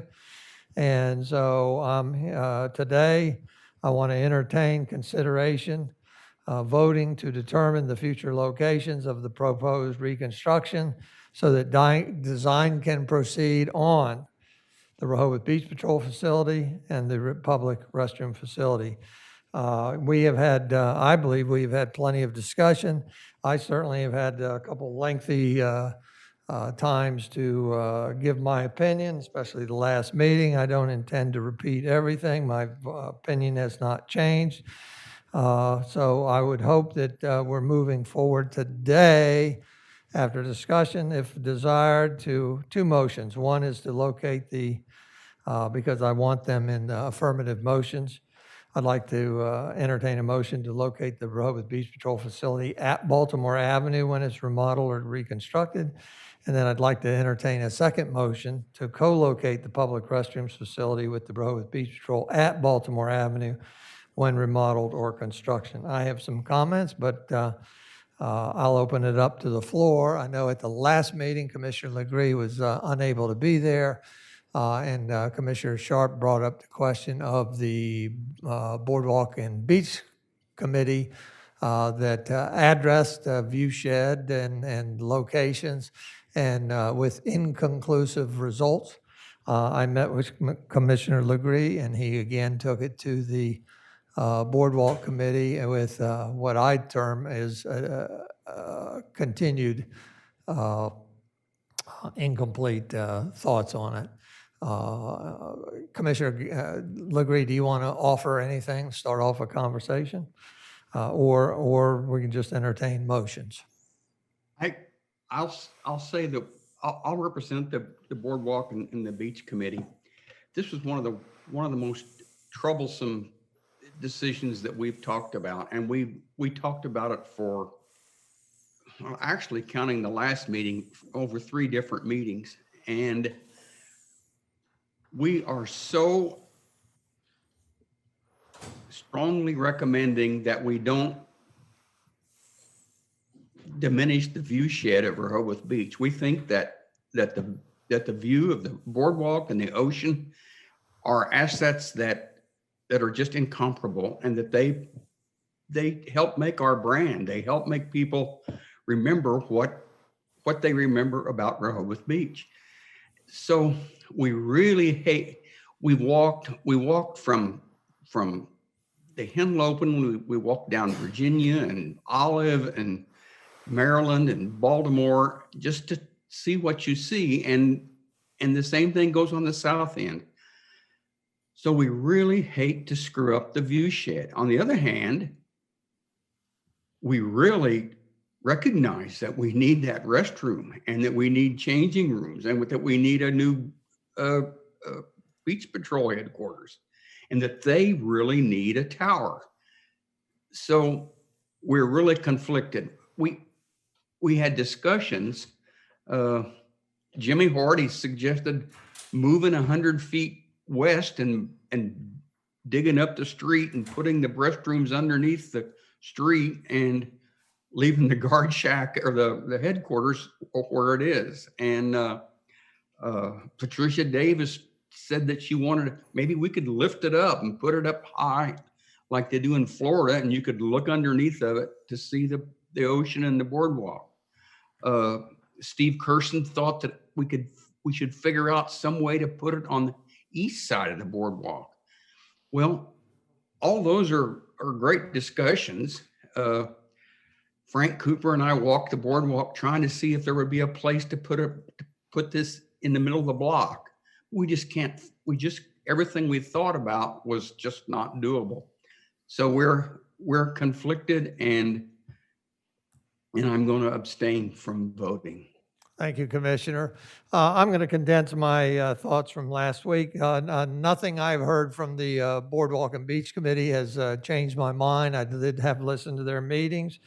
And most important for me is if there's disagreement on something, well, what are the alternatives? And no other alternatives have really been given that would be viable for me. So summary of my points are that I've given a lot of thought to and weight to the Rehoboth Beach Patrol request, which is to maintain the Beach Patrol facility at Baltimore. I'm convinced that a new building can be designed to reflect the desire to preserve the view shed as much as possible. I believe that I am not supportive of relocating anything to Maryland Avenue in order to preserve the residential neighborhood character of that street. Again, nothing from the Boardwalk Committee has changed my mind. I'm convinced that the new building at Baltimore can be integrated with a gateway at the end of Baltimore. So I see all positives. I'm very optimistic about this choice. So you know which way I'll be voting. Any further commissioner comments? Yes, Mayor, I have a comment, and I have some thoughts also on that. I think that, with the issues of the Boardwalk Committee not coming to a conclusion that they all would endorse one way or the other, I also am troubled by the fact that we're looking at this myopically, in my opinion, that we have, potentially an investment of $50 million to redo the streetscapes for Wilmington and Baltimore, First and Second Avenues, and to create a whole different atmosphere in Rehoboth.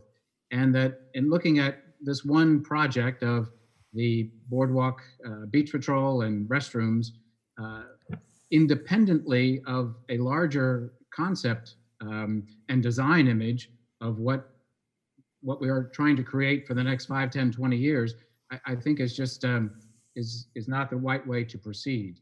I know that there's some needs for the Beach Patrol, and it is an older building. But I just believe that we need to take a larger look at the whole design image for this complete concept. Of the 3 options that are offered right now, I don't think that, again, this would fit into that design image that we want to build for Wilmington and Baltimore.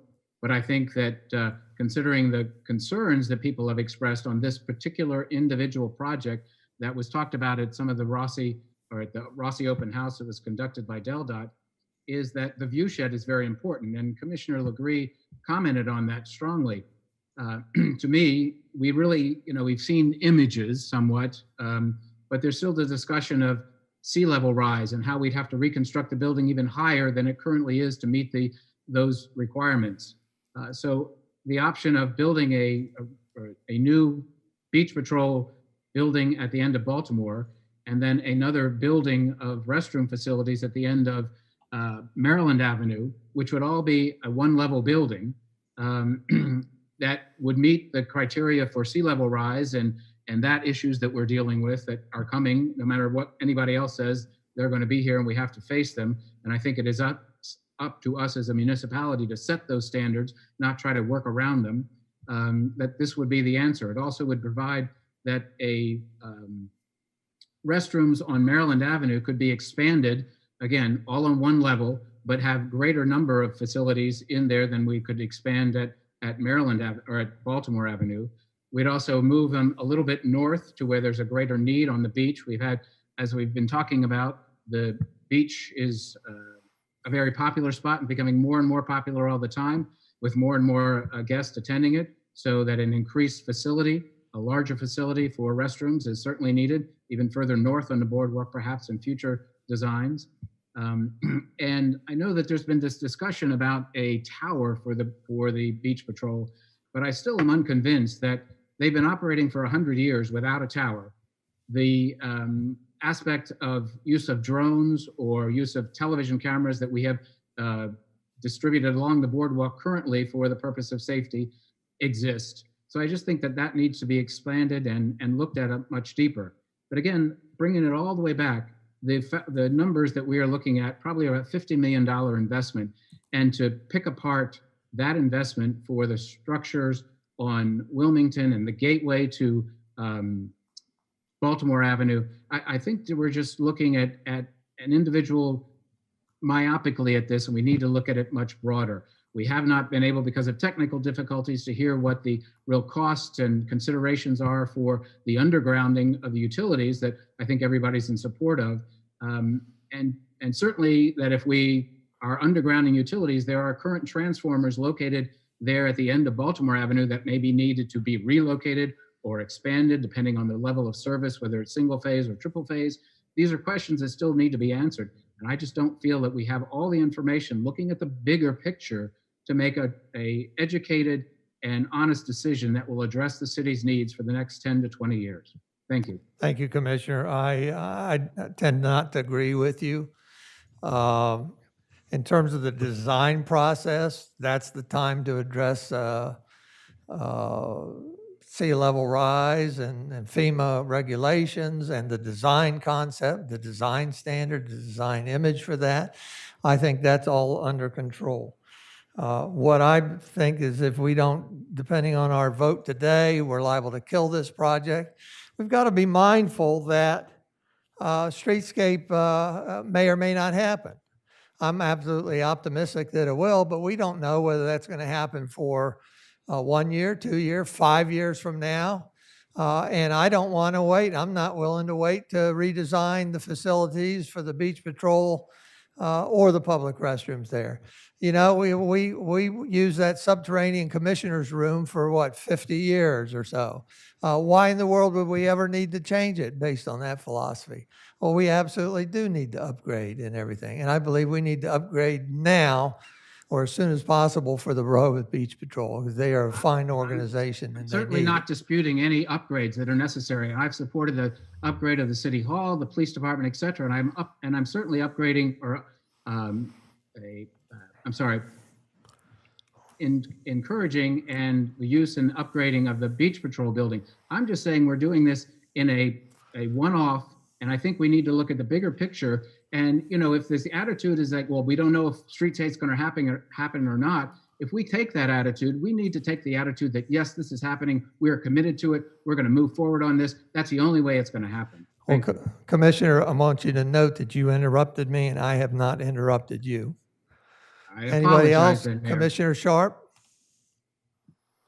I think I'm trying to, well, let me make a couple of statements. For me, the Wilmington and Baltimore streetscape is a project that has been deferred for quite some time. I think that's fair to say. It's been in the CDP for, I honestly don't know how long, but quite a bit of time.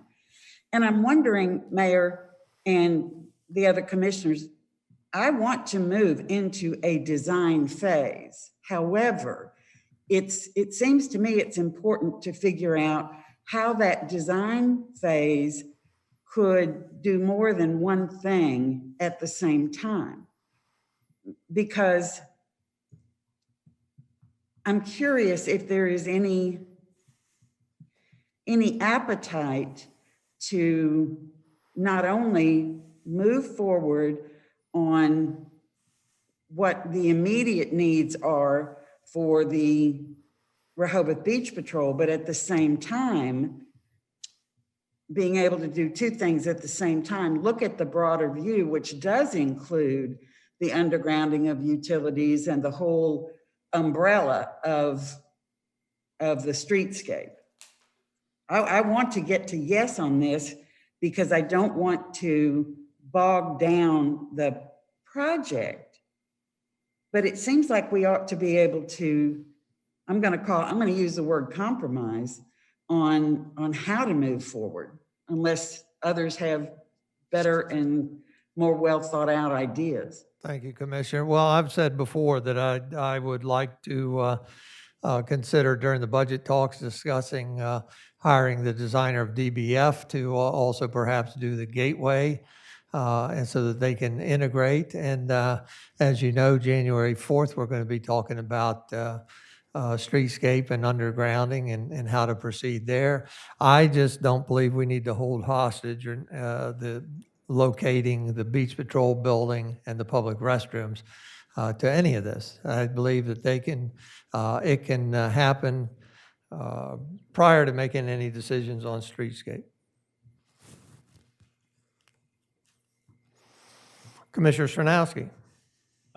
Thank you, Mayor. I've been pretty public with my comments up to this point, so I'll be brief. I certainly am in favor of keeping the Beach Patrol on Baltimore Avenue. I certainly, we've all agreed that there's a need for family restrooms and updated bathrooms in that area.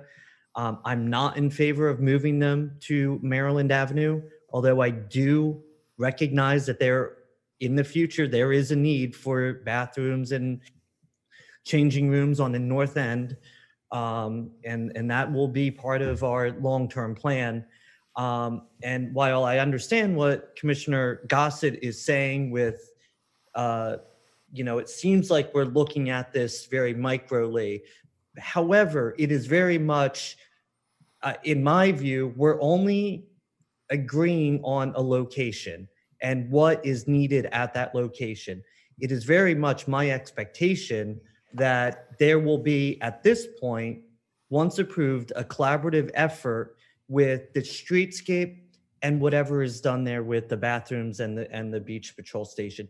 Just as there may be a collaborative effort with streetscape and whatever new hotel looks like it's going forward, that's going to connect to Wilmington Avenue. We do need to have a collaborative effort with these things, and my expectation is that we will. And as we get into the design phase of this, I am worried about view shed, but I do believe that the Beach Patrol recommendations are valid. And at that point, I want that whatever tower is to be as thin as possible, not to obstruct the view shed.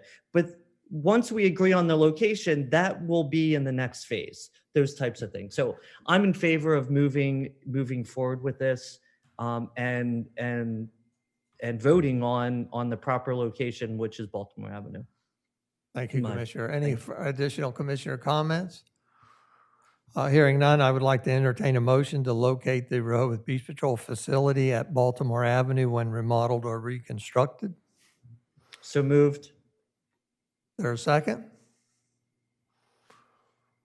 Well, I'm going to hand the gavel to Commissioner Bennett was going to say something. Commissioner Bennett. Are you seconding? I second it. All right, thank you very much. We have a motion on the floor by Commissioner Stronowski and a second by Commissioner Tim Bennett to locate the Rehoboth Beach Patrol facility at Baltimore Avenue when remodeled or reconstructed. Is there any additional discussion? Commissioner Sharp. I just want a final clarification. I really appreciate the way Commissioner Stronowski just talked about this vote, because I recall saying at our last meeting that the Rehoboth Beach Patrol should be located at Baltimore Avenue. So Mayor, this vote is only on location. And collaboration about other things will take place during the design phase. And it doesn't mean that what we vote on today would not preclude us from ever doing anything in any other location relevant to the boardwalk. Future construction or future restrooms could likely be discussed and put in the north. I recall mentioned up near the VIA by example. So that the answer to that is yes, but this does, if it's favorable, it does satisfy the question of where the designer would locate reconstructed or remodeled new beach patrol building. Okay, and is it fair to ask at this point exactly how much of a financial commitment would this be at this time? We have some figures, but I don't know that it's all an absolute guesstimate, and Mike Wigley indicated it was an absolute guesstimate. And I guess I was wondering, is it something like $50,000 or is it something like $500,000? Depends whether, if it's co-located with the public restrooms, it may be a $2 million project. Is that right? Correct. About That's like correct, that. Mayor. Well, I know he said that about the entire project, but this particular design phase is what I'm asking about. Well, again, is it the beach patrol alone? Or is it the beach patrol co-located with the public restrooms? Mike gave different scenarios. I think maybe, do you remember 2.2 or 3 million if the public restrooms were relocated to Maryland and the beach patrol stayed at Baltimore? Then it went down as low as maybe 1.8 million if everything just stayed at Baltimore as a possibility. But again, I don't think we're there where we can commit to. Yes, ma'am. Mayor, if I might interject, so the total, that we're not just, the design obviously would be much less than that. Right. And that's what I was trying to ask, is that more like a $50,000 commitment or a $500,000 commitment? Without just ballpark. Without Mr. Wigley being here, I'd say it's between 100 and 150,000. That's helpful. Thank you. Thank you, Commissioner. Any other commissioners? Discussion? I have a clarification. So the vote is only on the beach patrol, not the restroom. I thought at the beginning you said you wanted to do 2 votes. I was trying to refresh where we are. Well, we do 2 votes. We have one motion currently on the table to locate the beach patrol, and then after this, the second motion I would expect would be to co-locate the public restrooms facility with the beach patrol. This is only for the beach patrol. Okay. Yes, ma'am. If there's no additional commissioner comment, I want to go to members of the public. Carol Everhart, do you have anything on this topic, please? My only comment is what we tend to do here and always do is go to the front line. So whatever the beach patrol is recommending as the location, that would be my first consideration. Thank you very much, Carol. Rick Perry. Yes, thank you, Mayor. I agree with you and with Commissioner Shanowski that it's critical to move this forward. I also agree that the recommendation of the Beach Patrol deserves deference, and there's nothing more important in my view other than cleanliness of our beach and our ocean waters than having the Beach Patrol able to work from a location that allows them to provide the greatest protection possible. Thank you, Rick. With that, we have a motion on the floor and a second to approve locating the Rehoboth Beach Patrol facility at Baltimore Avenue when it's remodeled or reconstructed. With that, I'll call the question. Commissioner Gossett? Yes. Commissioner Tim Bennett? You're muted, Tim. Yeah, yes. Thank you, Tim. Commissioner Sranowski? Aye. Commissioner Sharp? Aye. Commissioner Gay? Aye. Commissioner Legree, I abstain for the reasons I gave originally. Thanks, Mayor. and the mayor votes yes, so there's a 6-0-1 vote, and the motion is approved. Thank you very much. With that, I'd like to go right into the second motion I'd like to entertain is a motion to co-locate the public restrooms facility with the Rehoboth Beach Patrol at Baltimore Avenue when it's remodeled or reconstructed. So moved, Mayor. I've got a motion. Can I have a second? Second. Very good. We have a motion by Commissioner Sernowski and a second by Commissioner Tim Bennett to approve co-location of the public restrooms facility with the Rehoboth Beach Patrol at Baltimore Avenue when it's remodeled or reconstructed. Is there any additional discussion? Hearing none, we'll go to the public one more time. Carol Everhart. No comment. Thank you, Carol. Rick Perry. No comment. Thank you, Rick. With that, we'll call the question. Commissioner Tim Mayor, Bennett. could we have a brief discussion? Discussion, sure. Commissioner Sernowski. Yeah, thank you. I just want to point out, if we do not vote in favor of this, we're essentially taking away bathrooms from that spot when it's rebuilt. And I just want to be clear, we're not voting on design. We've seen a few different bulk markups from Mike Wigley. We're not voting on that. We're just voting on it being co-located. And we're not making any financial commitment at this point. That will be done in the budget season. So I just want to be clear on those few things. Correct. And as far as the financial part, there will be discussions at the budget meetings. If you recall, we have approved budgeting for design of remodeling the existing beach patrol facilities there. So I believe that probably not all the money has been spent. As you know, he did some design and then he held off when we gave him direction from the Streetscape Task Force recommendation. So there's liable to be a balance there, and all that would be part of our discussion during the budget talks. Is there any additional discussion by the commissioners? Yes, I have a question. Has there been any discussion or any design or funding cost expansion for location of the restrooms on Baltimore or on Maryland Avenue? Nothing further than what's been presented.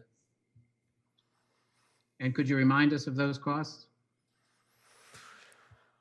I don't. Do you remember, Evan? For me, it doesn't matter what the cost is. I'm against it, period. So It was, Mayor, I don't remember the exact figures, but it was more expensive to have two separate buildings than one co-located building. I know that. yeah, I correct. believe they were almost similar in cost. I think it was maybe $250,000 more for separating them. Any further comment by the commissioners? If not, I'd like to do a roll call vote. This, again, the motion on the floor is to approve co-location of the public restrooms facility with the Rehoboth Beach Patrol at Baltimore Avenue when it's remodeled or reconstructed. Roll call vote. Commissioner Tim Bennett. Aye. Commissioner Ed Sernowski. Aye. Commissioner Tony Sharp. I'm going to vote aye with a qualifier that it's based on the very helpful discussions about collaborative efforts and budget discussions coming forward. Commissioner Zogg. I'm going to abstain on this one. Commissioner Legree. Again, I cannot vote for take it away, and I cannot vote to build a new one. So I abstain. Commissioner Gossett. I vote no. And the mayor votes yes. So what is the result? 4-2-0. 4-2-0. And the motion carries. Thank you very much, and thank you for the public for your input on this as well. With that, we're going to go to the last bit of old business, and that is consider authorizing formation of a stormwater utility task force. As you know, embedded in the agenda is the stormwater utility fact sheet that was developed for our last meeting, where we introduced, Kevin Williams and city manager introduced this task force. There seemed to be great receptivity. This is merely to formalize that this task force will indeed be done, so that we're formalize it in the middle of the, in front of the public. With that, I'd entertain a motion to authorize the formation of a Stormwater Utility Task Force. So move, Mayor. I would move that. Second. We have a motion by Commissioner Jay LeGreen, a second by Commissioner Tony Sharp to authorize the formation of a Stormwater Utility Task Force as described at the last meeting. Is there any additional discussion by the commissioners? Just a question and clarification to Mr. Mandalis. In doing this, should this be done with regards to a resolution as opposed to just a simple vote to really outline what the background is and the membership and the charge to the specific? It certainly wouldn't hurt. I mean, we've talked from time to time about the charges of different committees, and it helps to have that sort of originating document. We don't have one here. There's no legal impediment to doing it, but certainly it helps. Well, I'm going to arm wrestle you or fight you on this because we've never done it before. And now all of a sudden, right. Why do we want to do it and stop it? We would not be able to do that for another month, which would put the formation of this committee behind. We had the introduction and discussion of all this with Stormwater Utility Task Force fact sheet. And I would like to proceed with the vote. As I say, there's no legal impediment. Mr. Mayor, I'm not trying to stop this by any means, and I would certainly support and do support this, but perhaps at the next meeting, we can vote on it as is, but I think a resolution outlining specifically would give us a little more understanding to the public. We can vote on it today, certainly, but I would ask if we, again, to the solicitor, if this could be followed up with a specific resolution, just to select the words that come from this memorandum here. And I'm not going to agree to that right this minute. We'll give it some thought. With that, is there any other additional discussion by the commissioners? Commissioner Chernowski? Yeah. Mayor, I want to follow back up to, sorry, I'm drawing a blank on her name. Miss Sally Foreman made a comment in the last meeting talking about an overarching stormwater plan. And this was, I think the utility fee was one piece of that. And if there was any further discussion with the city staff on how all of the pieces kind of come together, and a utility fee is one aspect of a larger plan, and how it may all fit together.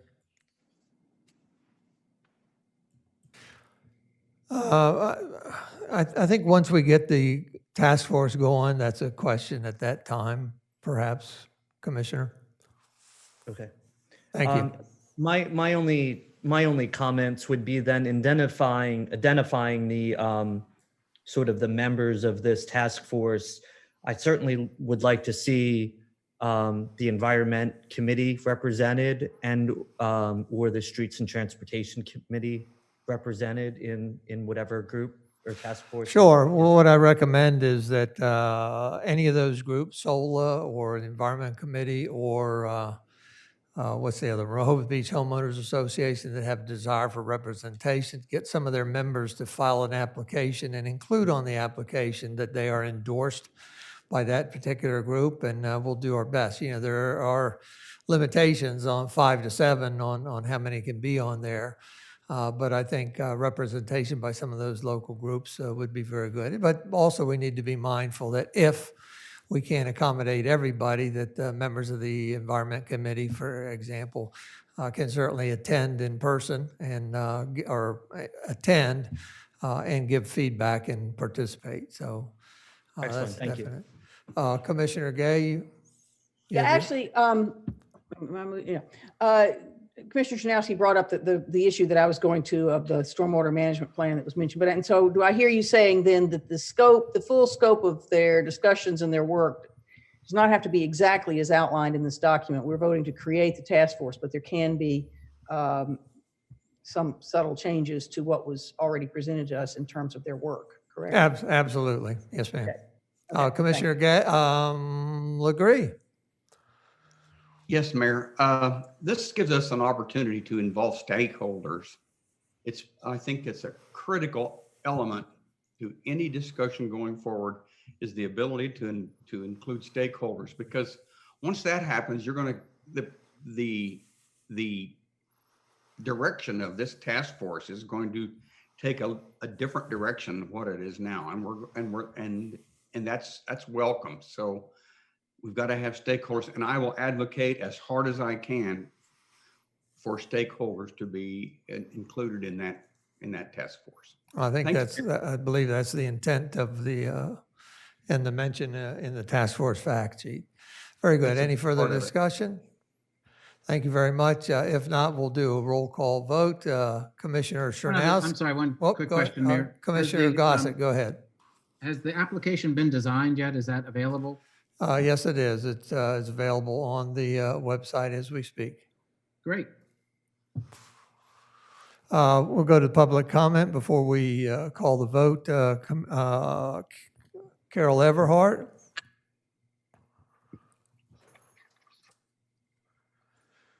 Carol may have stepped down. Rick Perry.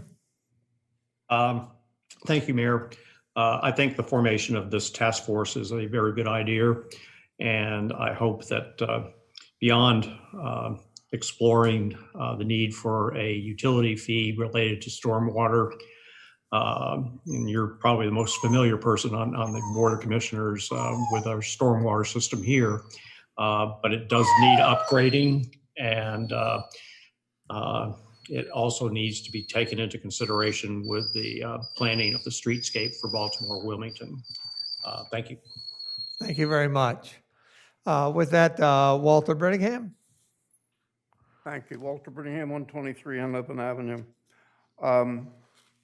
I think this is somewhat of a dream that and I haven't said a thing about it beforehand about Stormwater Utility Task Force. But nobody talks, the front table and the commissioners, none of the commissioners publicly speak, and Mr. Mayor, you speak, and you surely do have the power. The biggest thing we got going on in the city of Rehoboth is sewer. We don't have a water and sewer committee. You make all these decisions, Kevin, and you, and the public does not know what's happening. There's no place to ask questions. There's no public questions allowed on the agenda as you go through. If it's not a bullet item, you're not supposed to talk with it. You need a water and sewer committee.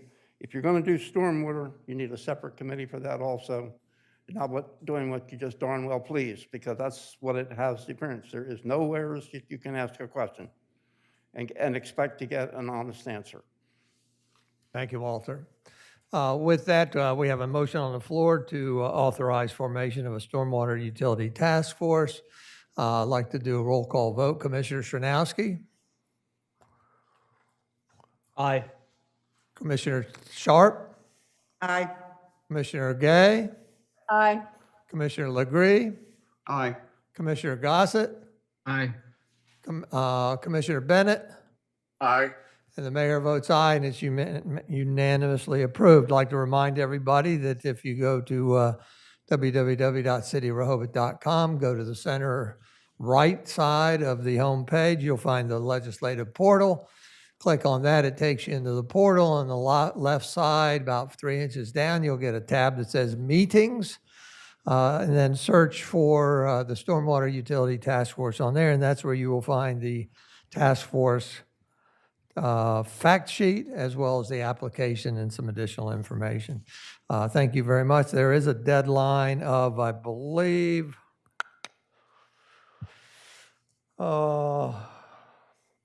first or second week in January, maybe January 7th, I think. But you'll find that information online.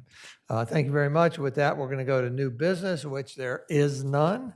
And after that, we'll go to commissioner announcements and comments. Is there anything from the commissioners? No, thank you very much. With that, review future meeting dates. Wednesday, December 29th at 10 a.m. There's a special meeting on the Y financials.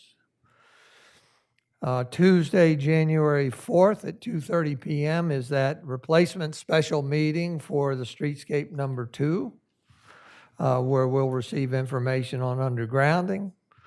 Monday, January 10th at 9 AM is a workshop meeting, standard workshop meeting, and at 1 PM on that same day, January 10th, is our budget meeting number 1. With that, final section of citizen comment for any comments on things that are not on the agenda. Walter, you have something? Yes, thank you. Walter Brittingham, 123 on Open Avenue. This summer, early on, I spoke to Evan Miller, and the subject was the parking of commercial vehicles, what's allowed and what isn't. It is a very haphazard policy. There's a lot going on. I can't blame them for ignoring me. But I see some people that I know don't have business licenses, but we have so many vehicles come in town and we know they're not paying their fair share for the prices that they charge and everything else. Do commercial vehicles, they say, if you have a marked truck and you're pulled up in front of a business, we assume you have a license. It is a big revenue source. You want money to spend, and we could spend more money than we could possibly ever get in. But when it comes to budget, we need to have a subject. I've talked to some service providers, and they said they would like to have balance to it. And one of the people I talked to was the principal at McGee's, and he said, we would just like to see fairness. And I think there's money there. And I think there ought to be a standardized policy that when you go around, that you see a sticker or know that those people have a business license for the city. Thank you very much. Thank you, Walter. And with that, I would like to wish everybody a merry, happy holidays. And we'll see you we'll see you at the end of the year, one more time before the new year. And with that, this meeting is adjourned at 4:16 PM. Thank you very much. Thanks.